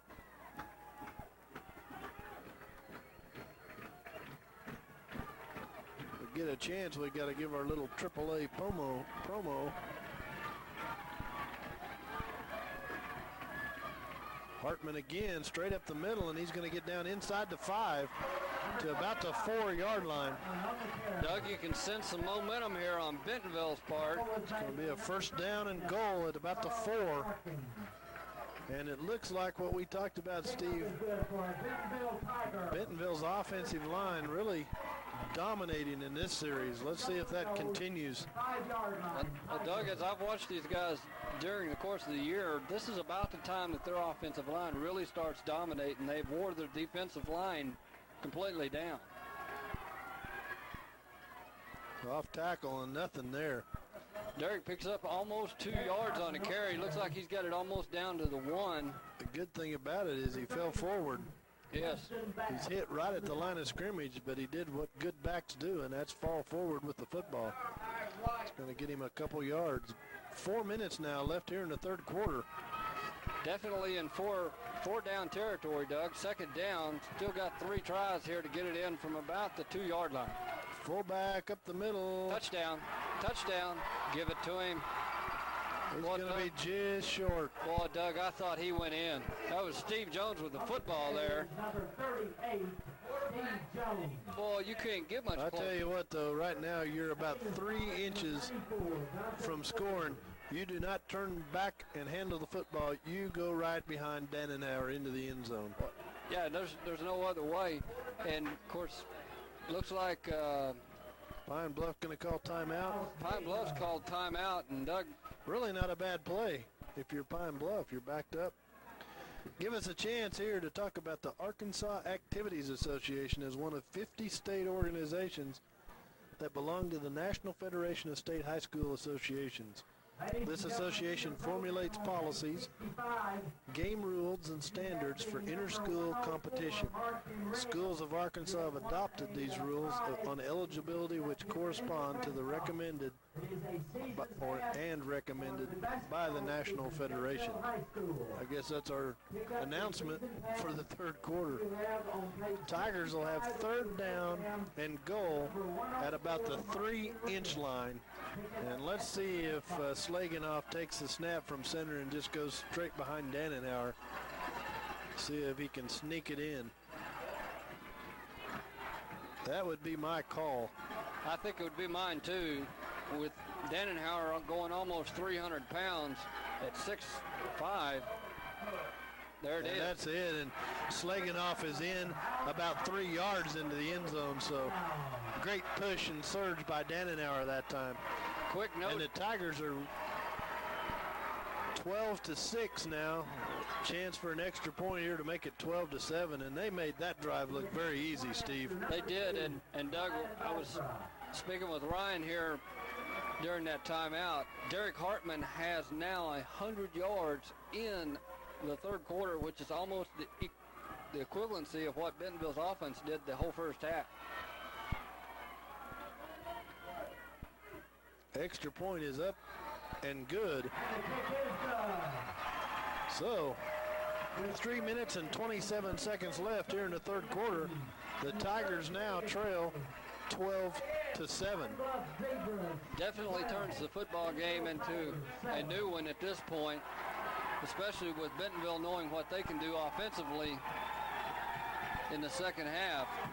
They've done it all year, and I don't suspect that they will stop tonight, as they scored touchdowns in the fourth quarter last week to beat Fayetteville.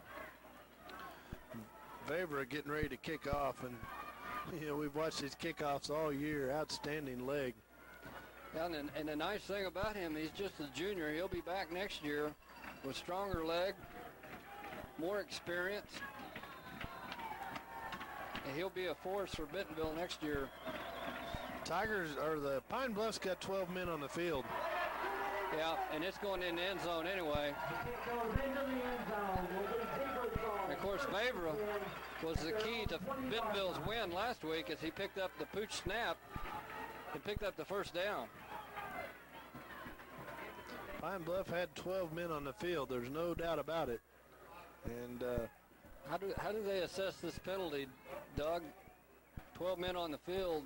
Is it a re-kick, or is it from? It's a re-kick or a decline, and I would think that the Tigers would probably decline the penalty, because that'll give the ball to Pine Bluff at the 20-yard line. Bentonville.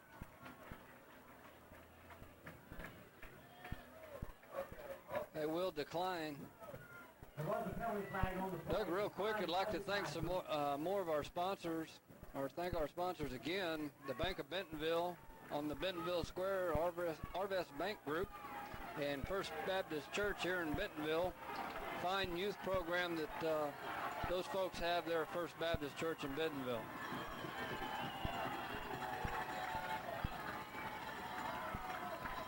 Looks like we're trying to get the clock set here. Pine Bluff comes out in a wing T set. Now they shift into the I. Hand off to Williams, and he's going to try to get outside, and nothing doing. Mike Sapino gets in the backfield. Sizemore finishes him off. Sapino's speed got him out there and around his defender, or his block, to make the shoestring tackle. Mike Sapino very instrumental in the Springdale win when he sacked Springdale's quarterback for a big loss.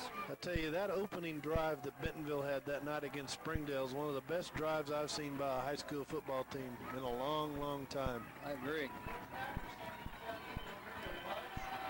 Bentonville with extra defensive backs in the ball game. That brings up about close to a late hit there. Yeah, Taylor. Don't want to do that. Don't know who that was, but they came in there pretty aggressive. Brings up third down and about 3. Big third down here, Doug, with Bentonville having the momentum at this point offensively. Certainly want to stop them here. I would suspect that they would come back to number 6, Iverson, and try and pick it up by ground. If they've only got 3 guys out. Pro I set from Pine Bluff, and Williams going to run it up the middle and nothing doing. They're going to have to punt it. Nice job in there by number 78 for Bentonville. Daniel Simpson did a nice job stuffing the hole. Daniel Simpson is a junior. He'll be back next year with plenty of experience. Jones as well, right in the hole, and it's going to bring up fourth down about 2, and obviously not a time to go for it. So the Tigers should have fairly decent field position. Aswell has some nice moves when he catches this football. I'll be interested to see if Bentonville goes after this punt here. There, I've got the return on.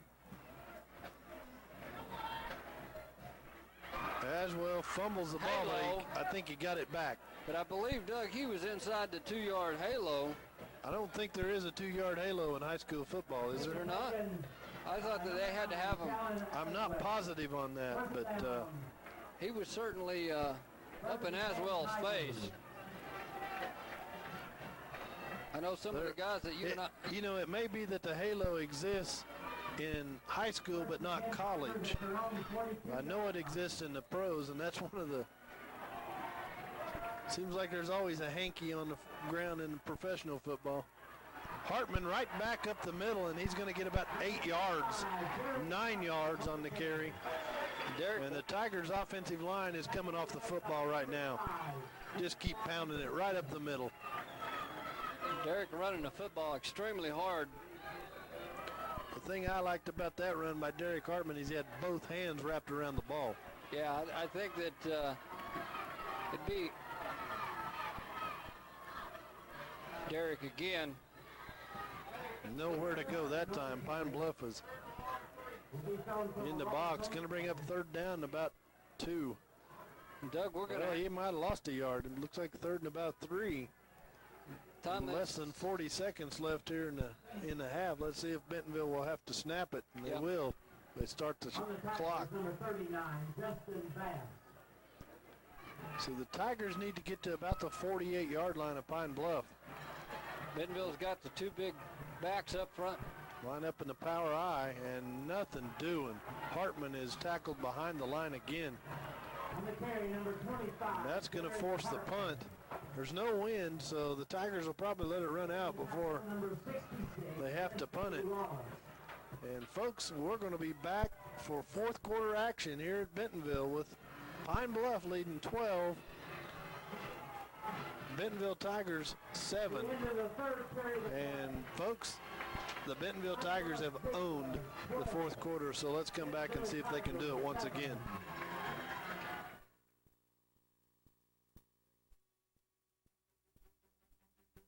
You're watching Bentonville High School football state playoff action on Family 45 television, where we're always hometown and home team.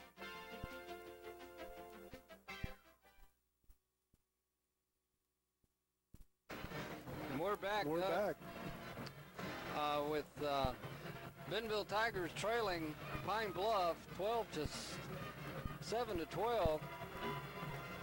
The concern right now, Steve, is Derek Hartman is down on the sidelines, and they're attending to him. Yeah, he come off the field after that last hit, holding the back of his neck. That could mean a lot of things in terms of injury. One hopper, and Pine Bluff's going to get the football, and they've got some room. Football's on the ground. It looks like Pine Bluff recovered it. On the play, but it is recovered by the Zebras.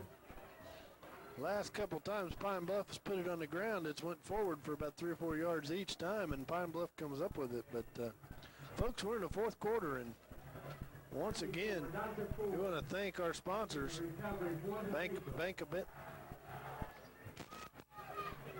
of Bentonville on the Bentonville Square, part of the RVS Bank Group, and we'll get to the rest of them shortly.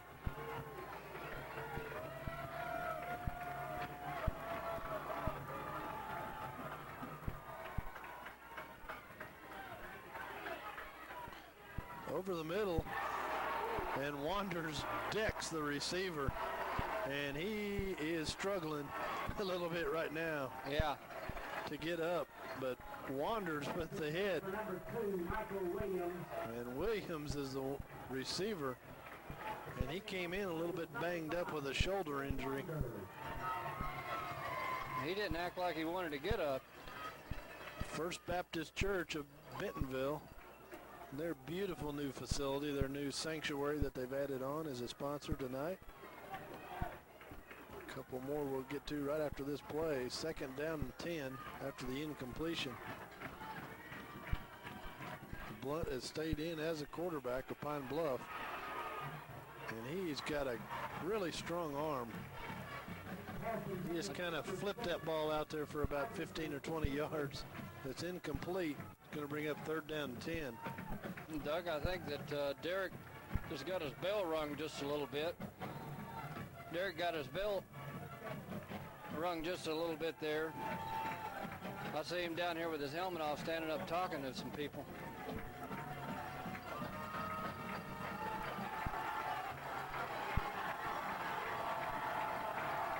Crowd really getting into it now, Doug. 4 wideouts. Third down, 10 yards to go. And Bentonville's going to blitz, and they're going to put all kinds of pressure on him. And he's got some, breaks away now, and he's got a receiver. Can you believe that? Gets out of the reach of about 5 Bentonville would-be sackers. And flips the ball out for a first down. close, very, very close to being across the line of scrimmage when he threw the football. James Ferguson. Thank Bobby Morey,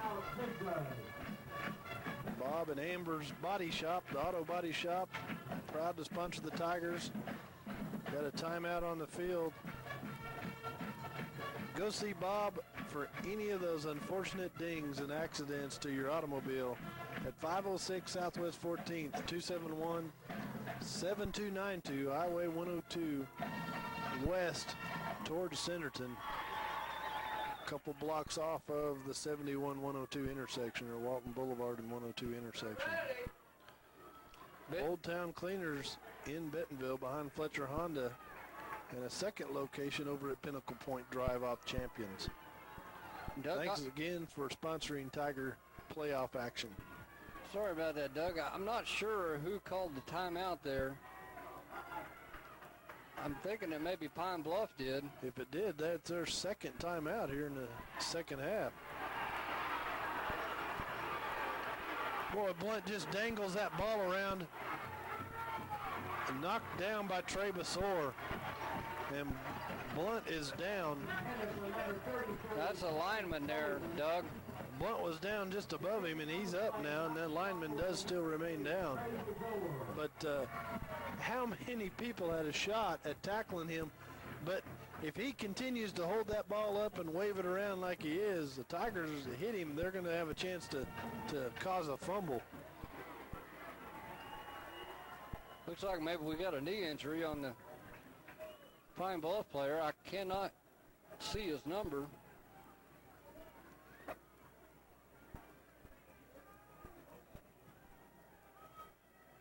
And as customary now, everybody takes a knee while there's an injured player down on the field. Doug, back to the Arkansas Activities Association. The Arkansas Activities Association believes that athletes are taught many things through sports. In addition to the skills, they learn self-control, ideals of fair play and honesty, respect for authority and for the opposing players. To learn these values results in maximum benefit from his athletic experiences. The Arkansas Activities Association supports good sportsmanship. All spectators have a responsibility while watching an athletic contest because they are actions influenced high school youth. It is important that they display the best of sportsmanship to help instill proper attitudes and ideals in these youths.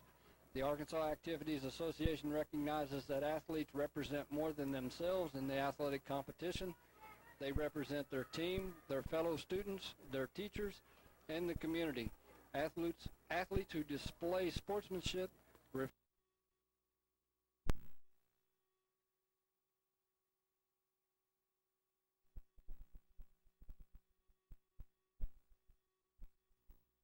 always hope that something like this for a young man who's still got another year left in high school doesn't become a serious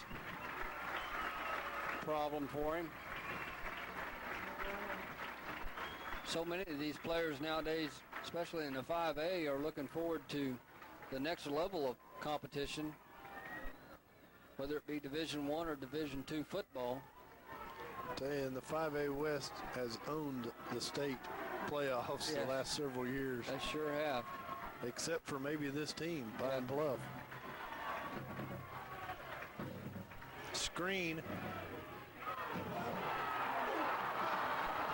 Wow. There's a helmet popping around down there. I thought it was a football just for a minute. Wow. And he was met. You think the Tigers knew? I think they were in a huddle. They knew what Pine Bluff had called. He got back to the line of scrimmage on the screenplay. That looks like something you'd see on NFL Sunday football right there. I'll tell you what, that would make the ESPN highlights. Yes. Bentonville's defense just continues to attack and hit extremely hard tonight, laying it all out on the field. I tell you, the last three series on defense and offense for the Bentonville Tigers, the intensity level has just changed completely. I agree. With 10 minutes left here in the football game, I think they sense that they've got to pick it up to another level that they haven't seen before. Another big play, Doug. Another big play. The long ball. Number 85, who scored the touchdown a while ago, picks up his first down all the way down to the 10-yard line. Number 22, James Ferguson. Tackled by Ferguson. Bentonville has got pressure on the quarterback. He just seems to get around and move to the side to get those balls downfield.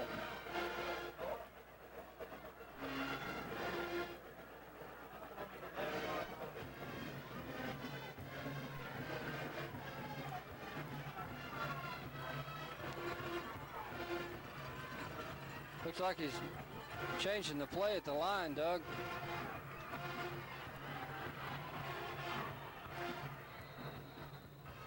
And I'll go to number 8, Stephen O'Brien. Doug, I think now you have to, as a coach, start factoring in the clock with 9:37 and ticking left here in the fourth quarter. Tigers really need to hold them out of the end zone here. They really do. I mean, certainly Bentonville is capable of scoring very quickly.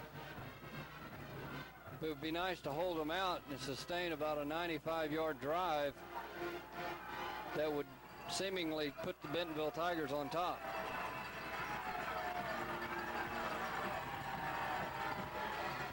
Good defense that time from the Tigers. Yeah, nice defense. Actually lost about 4 yards on the carry here, depending on where they spotted the ball. That brings up third down.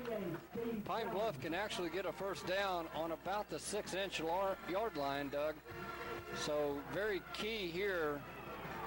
I'm not sure that Pine Bluff would go for it on fourth down, but again, we haven't seen but one attempt at their kicker tonight, and that was on the extra point, and they really didn't have a shot because it was a high snap. So we haven't seen the kicker to speculate whether he has a good leg or good accuracy.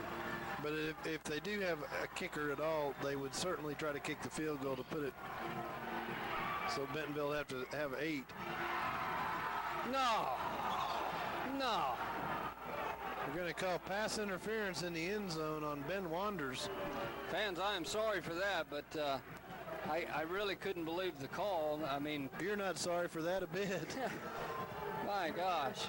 I mean, Ben didn't even go up. He was just basically letting the Pine Bluff player run into him. Now that's going to, with the penalty, be half the distance to the goal and first down. Automatic first down.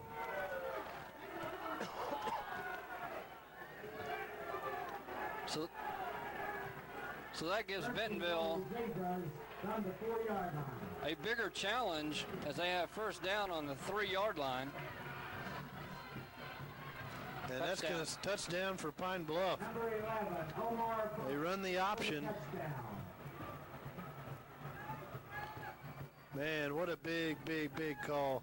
That was really a big call, Doug, and be interested to see here what happens to Pine Bluff if they try to go for 2. Again, their lack of ability to score the extra point still can play a big part in this ball game. Even if they go for 2 here, it's 20 if they make it, and that gives Bentonville opportunity to get 21 on 2 touchdowns. Same play.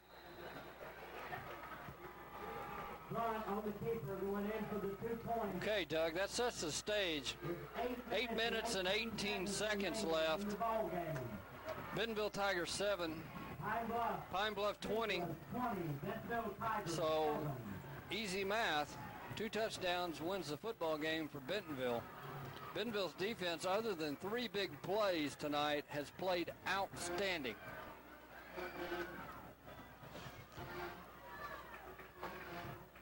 Three big pass plays.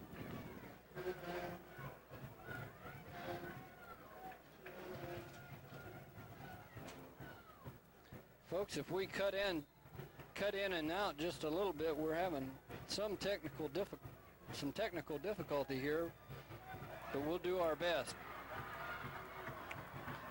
Derek Hartman right up the middle, nice gain all the way out to the 35-yard line, so Bentonville's going to have nice field position to start to work on that 14-point deficit that they so desperately need to close down on. Actually, it's a 13-point deficit. We need 14 to win. Only the second touchdown this year scored on Bentonville in the fourth quarter. I'd forgotten about that. That's a good point, Doug.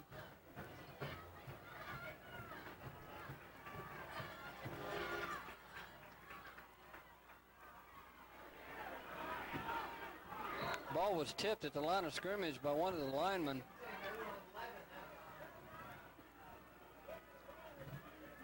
Pass intended for number 9, Shalon Aswell, incomplete. Tigers now 2nd and 10. Let's see if Pine Bluff, I don't look for Pine Bluff to go back into that man coverage that's so easily. Yep. I could be wrong though, Steve. Well, they did, didn't they? Boy, number 90 met Derek Hartman right in the hole that time.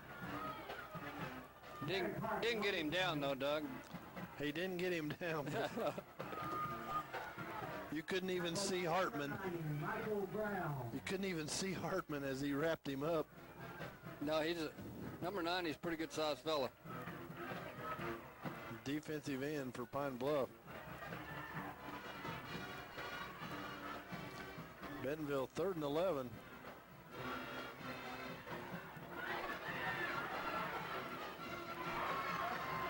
Nice catch there, number 21 for Bentonville, Chris Brosh. They're going to stop the clock to move the chains. Picks up a first down out to 48-yard line. Certainly got Bentonville out of a little bit of a jam there, as they're in a 4-down must to get the first down or a score, with 7:20 left in the fourth quarter. Yeah, there's definitely 4-down territory all over the field.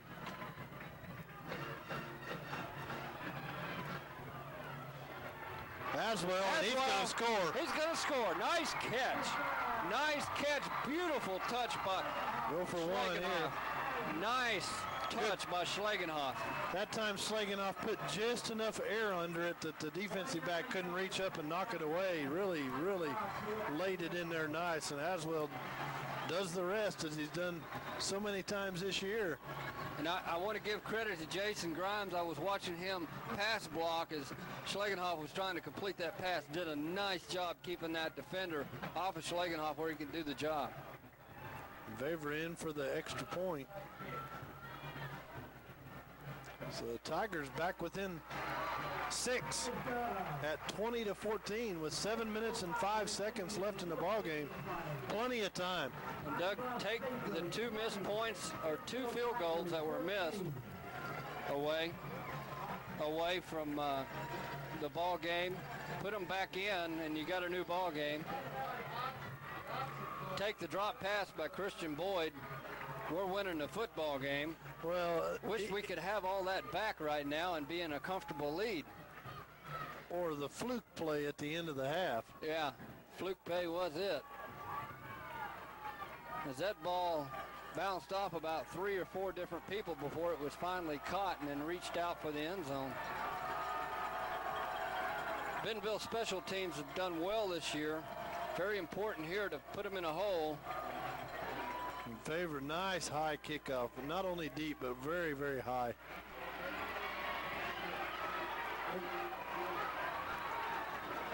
We got a Vavra. Well, I don't know if our camera caught that, but to tell you, Vavra was hooked up with number 5 from Pine Bluff, and they were going at it, trying to see who was going to win. The referee was trying to get in between them, and they looked like the WWF down there in the center midfield. And I tell you, have been a kicker in high school, you kind of get picked on a little bit when you kick off the football. What a time for a 3 and out here if you're the Tiger defense. Pine Bluff's going to pass the football. Yeah, he's going to scramble. He hits Williams over the middle. And Williams does a nice job running the football. Of course, he's their starting tailback. I tell you, Bentonville's going to have to come up with an answer here of getting a sack on this quarterback, or, as you was talking about earlier, knocking that football out of a loose arm that he's carrying it in.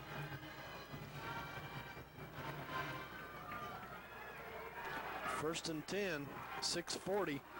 And folks, we have seen some strange things happen here in Bentonville High School's football stadium. Through the years, you're right, Steve. Nice tackle out there.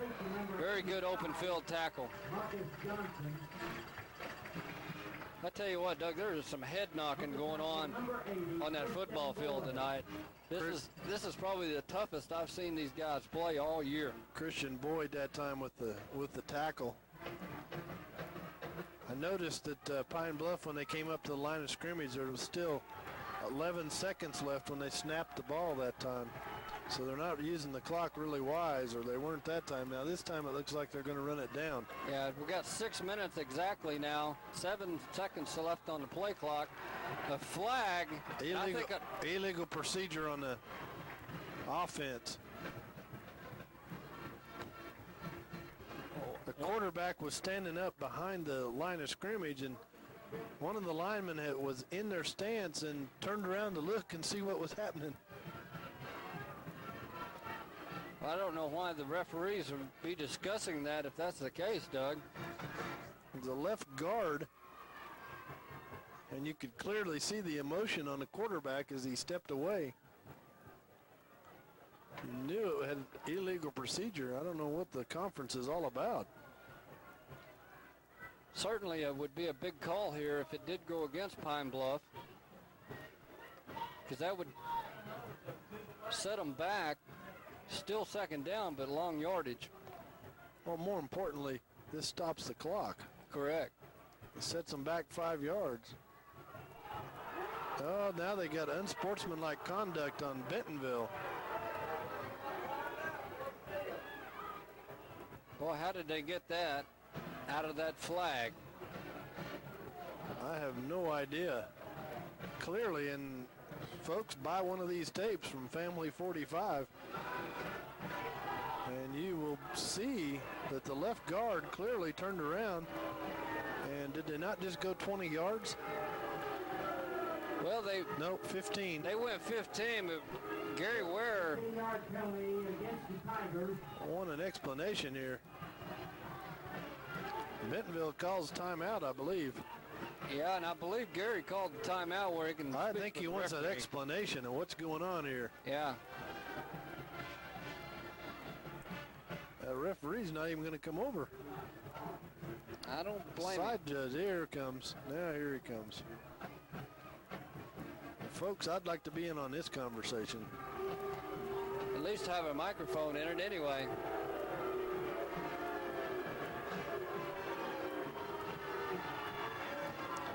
Pine Bluff is out of the huddle and up to the line of scrimmage.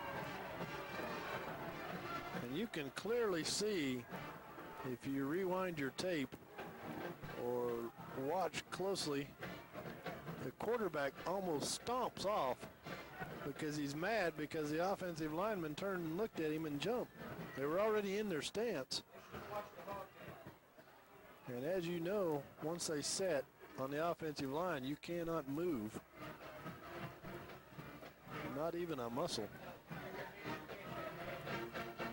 And I don't know that this is going to change anything, but certainly it may let Gary be a little bit more settled as to what exactly happened.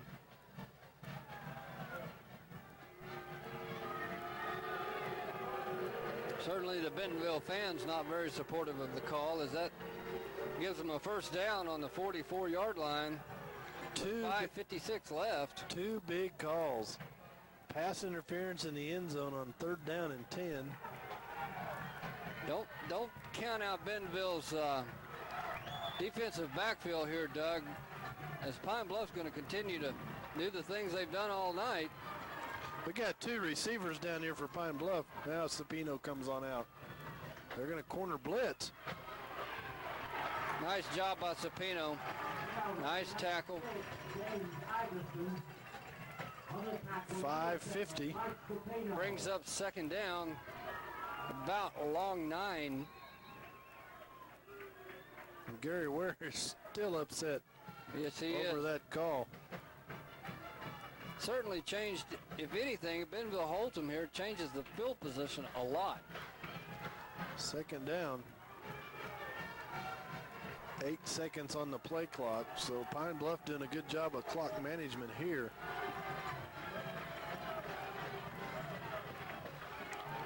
Williams with one of his few carries tonight, and he's going to be tackled.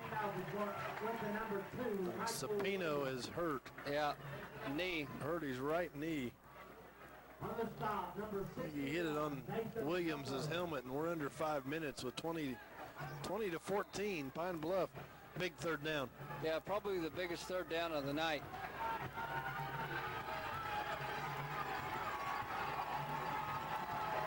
Big third down. Here we go, Doug. Gonna be back in the shotgun. 4 wideouts. 1 back in for blocking. Motion. He had motion, Doug. Drop Incomplete pass. He had motion. Gary Ware is livid. He is livid. Number 33 in the backfield actually started almost on the set versus the hut. His knee was down anyway had he caught the football. Correct. So that brings up what Bentonville needed, a 4th down, and Pine Bluff to punt the football. Now maybe Mr. Aswell can haul one in and... Hey, 4:33 left. The Tiger offense, they have not been stopped this half except for a turnover. The last time they punted, last series. Nice high punt. It's going to hit and bounce, and the Tigers are going to be pinned down inside their own 5-yard line. About the 3. Doug, let's take a really quick break here and come back for these last 4 minutes in the football game. We'll be right back, folks.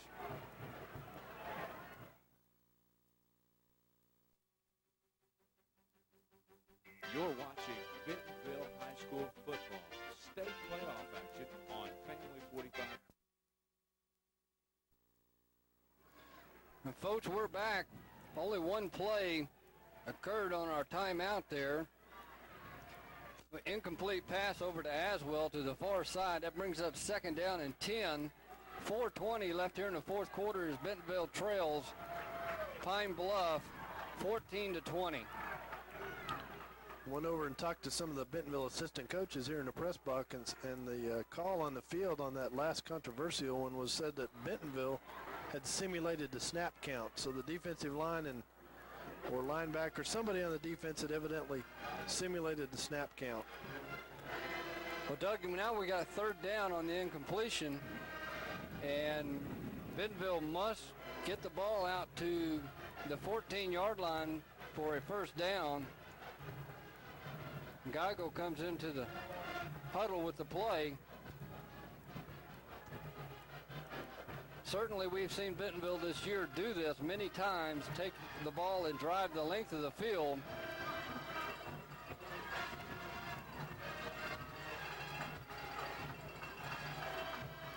Shotgun. Aswell with another big completion and catch. Big play. Caught the ball at about the 15-yard line, spun, got away from his guy, picked up another 10 yards. Yards after the catch, Doug. Yards after the catch. Big 1st down, big 3rd down conversion. That 1st down comes with 4:09. So the Tigers in good shape as far as clock is concerned, as long as they can maintain 1st downs as they march down the field here. Hurry up offense. The Tigers with 2 timeouts left. Get out of bounds, Geigel. And he is horse-collared. And or they called it inbounds. They called that ball. They called it inbounds. They kept the clock running. There's no way. He threw him plumb out of bounds, Doug. And they kept the clock running. They're setting the play clock now.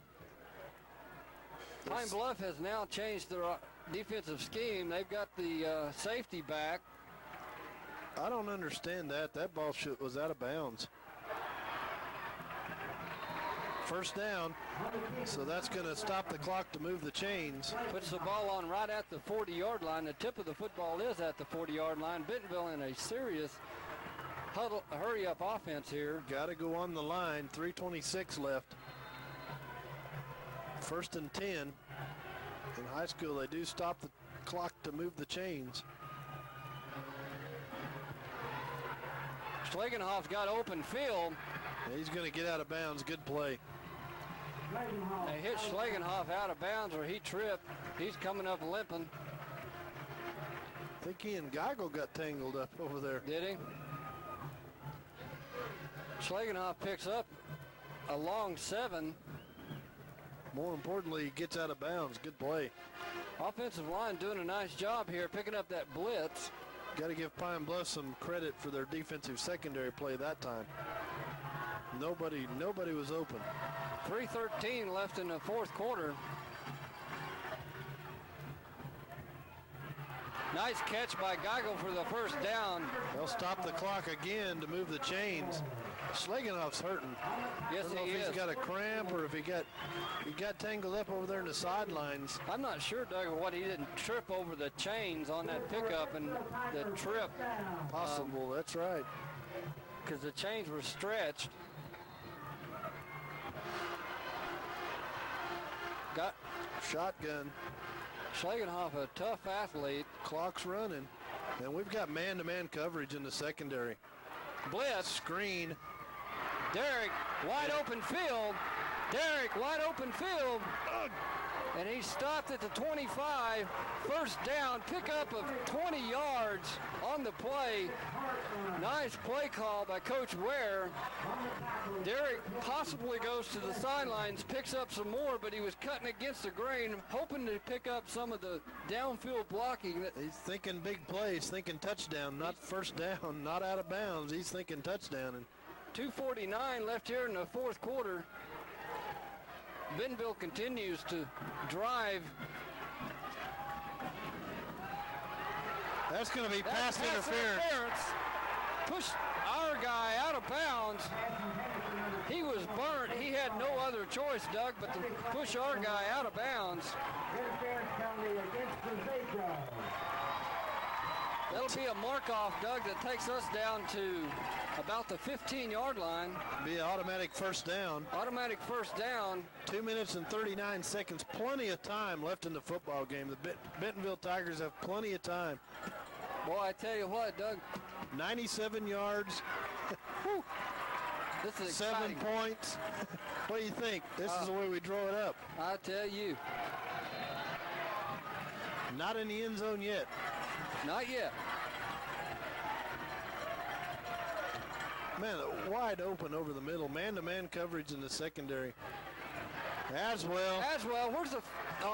Aswell, he kind of leaned in and pushed back. That was a good defensive play that time from Pine Bluff. That was a good play, too. And, Doug, correct me if I'm wrong, we have not run the football on this drive other than Schlagenhoff scramble. Scrambling, yes. And we've now covered 80, right at 80 yards.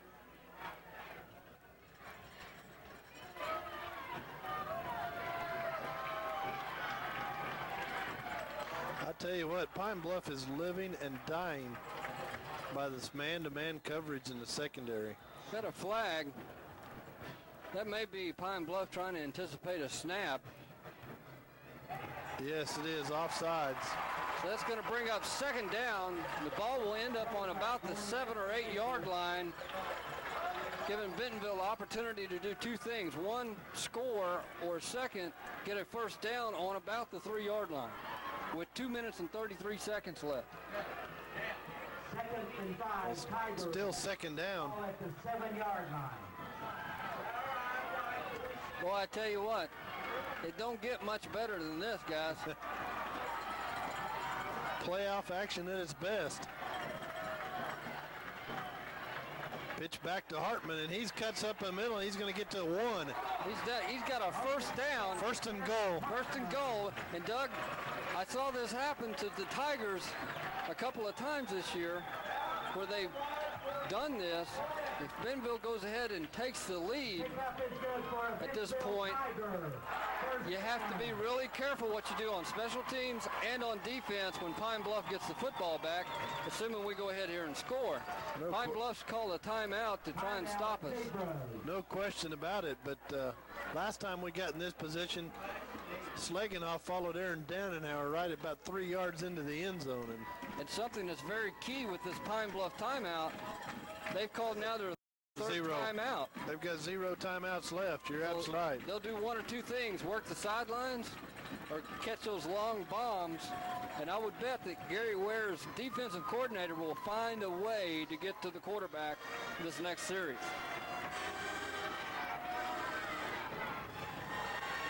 Because as far as the Pine Bluff offensive routes, they've been covered very well tonight, and they don't have a tremendous amount of speed. It's when the guy scrambles around that creates the big play for them.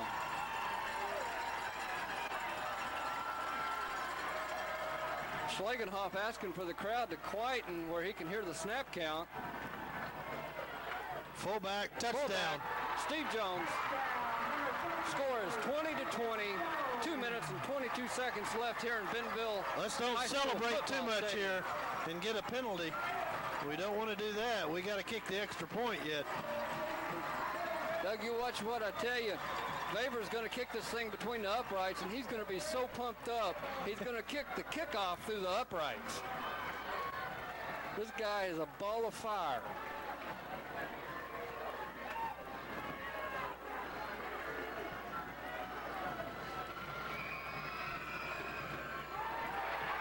There it is. Good.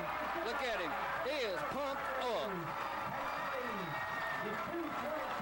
Now it's time to kick it in the end zone for a touchback. Here we go. So the Tigers take their first lead tonight. Fourth quarter. 21-20.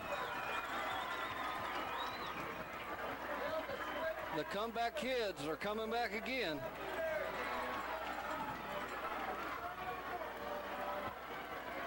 Be very interesting to see what Coach Gary Ware decides to do here on this kickoff. To kick it in the end zone. Give Vaver that big boost of energy to kick it to the end zone. I tell you, that's my call. I certainly do not really care for the Springdale approach of pooch kicking it up about the 40-yard line and running under it.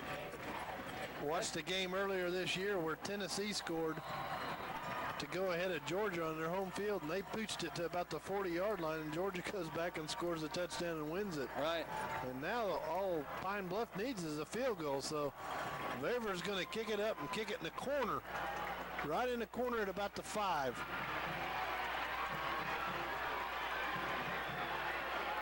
Nice return there by Pine Bluff.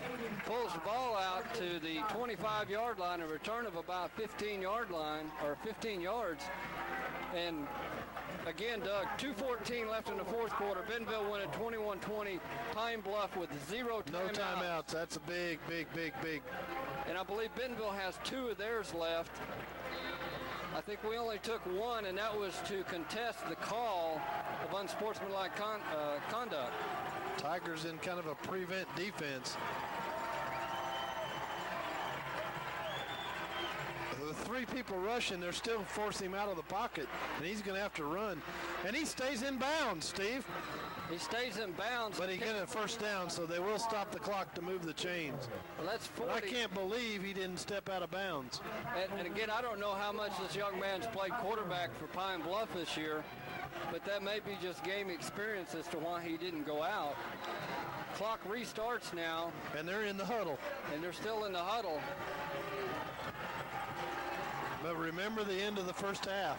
Yeah, very key for Pine Bluff to continue to pick up first downs, as they still got 60 yards to cover here.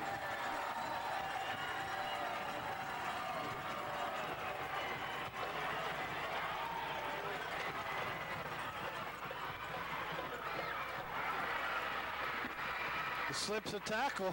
still going, and he cut back inside as well. Yeah, the clocks, they're going to move the clocks. Minute 28, ball's on the 30-yard line. Again, I was telling you, Doug, earlier, the key to Bentonville defensively right now is to find a way to that quarterback. I understand they're in the prevent defense, but they got to find a way to this quarterback, because when he scrambles, that's when they get their completions. When he just drops, there's nothing there. Both times they flushed him out, you're right, but Pine Bluff has not kicked yet tonight. They had the bad snap on the first play, or the first touchdown. No, incomplete. Incomplete. Yeah, it bounced. A minute and 13 seconds. Coach Gary Ware is going nuts over here. They are absolutely mauling with some hold on our guys trying to rush the quarterback. Bentonville's got some fresh people in there on defense to rush the quarterback.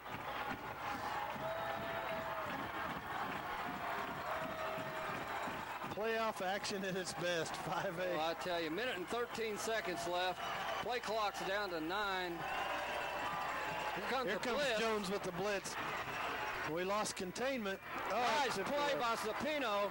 Nice play by Sapino. He was coming up to play that run and then backed off and deflected the pass. That brings up 3rd down and 10 with a minute and 6 left now, Doug. Definitely 4-down territory. Still a minute 6 left. And Doug, you'll have to call me down here. I'm pretty fired up. Well, the Tigers want to go to Cabot next week and play Cabot. We want to go to Cabot and do it. We were talking to Brian earlier. That was our goal tonight, was to end up in Cabot next Friday night.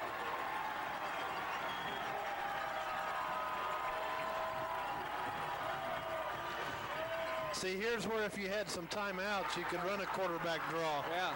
Now, big play. Big play. Clock's running 57, 56, 4th down, 10. Right here's the ball game, Doug. They don't make first down, it's over. Bentonville will have to just... And they're just standing. I don't understand. I don't understand. 42 seconds, 40, 35 seconds, ball snapped. He's back. They're going to get to him this time, Doug. He's going to get 10 yards. No, he's not. And he's going to get out of bounds. 25 seconds, and he's out at the 10-yard line with a first down. This is the Fayetteville ball game all over again, Doug.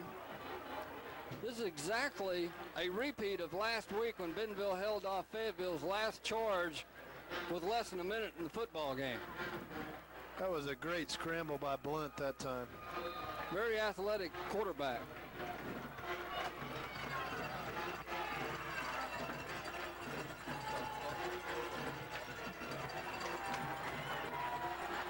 "25 seconds. Only time, Doug, for maybe 2-3 more plays. Bentonville defenders all over the place. He dropped the ball. 17.9 seconds. Incomplete. Had the ball in his hands, Doug, and at the goal line. At the goal line. Just came out. Uncovered. Sapino came on a corner blitz, which freed him up and missed by slipping on the turf. But now if you're the Tigers, all you have to do is tackle him inbounds.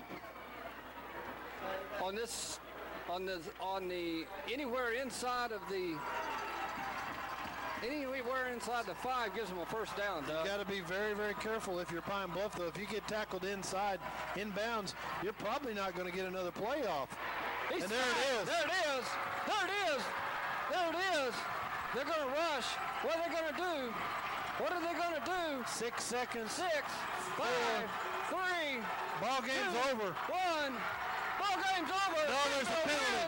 They snapped the ball. They snapped the ball. Penalty. So there'll be an illegal procedure penalty prior to the snap. Pandemonium. Illegal procedure. Ball game's over. Bentonville wins. We are. That's the ball game, Doug. Illegal procedure on Pine Bluff. Last play of the ball game. We're going to Cabot next week as Bentonville advances into the state playoffs. I guess we'll wait and see what Cabot did. I say we're going to Cabot. They're number More than one. likely. Bentonville is exhausted. Look at the defensive players laying around on the field, Doug. Taylor Sizemore cannot believe it. He is just dog tired. What a football game. I cannot believe these Tigers and their ice-cold veins that they've had all year to come back. This will take place about 5 minutes. Unbelievable finish. Unbelievable finish. The Tigers go 97 yards. 97 yards, and on the last drive of the game for the Tigers. And what was really impressive of that, Doug, is 97 yards. They ran on a scramble by Schlegenhoff and a 2-yard touchdown run. Otherwise, it all went through the air. The other thing, you got to take your hat off to Pine Bluff. They came up here to Bentonville and really played their heart out. And we got Ryan Scoggins up there in the booth with us tonight doing stats, and man, I don't know how he kept up with all that. Maybe we'll have an opportunity before we shut out of here to give you some of the rough stats that we've taken here in the second half. But man, what a football game. Man, Family 45 will bring it to you every week. I think we're going to be able to corner Coach Gary Ware tonight and maybe get a word with him and get some thoughts of what he has to say about this fine football team here in Bentonville. Ladies and gentlemen, but we'll be back after these messages.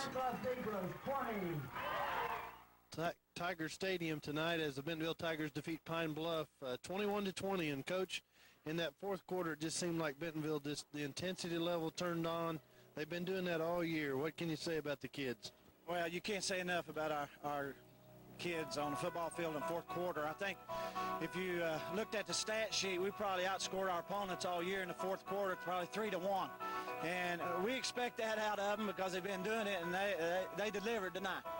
Sure did. And I haven't heard a score yet on the Cabot game, but wherever we go, we just want to continue this march. And what a night for Coach Ware as he gets the interim off his name.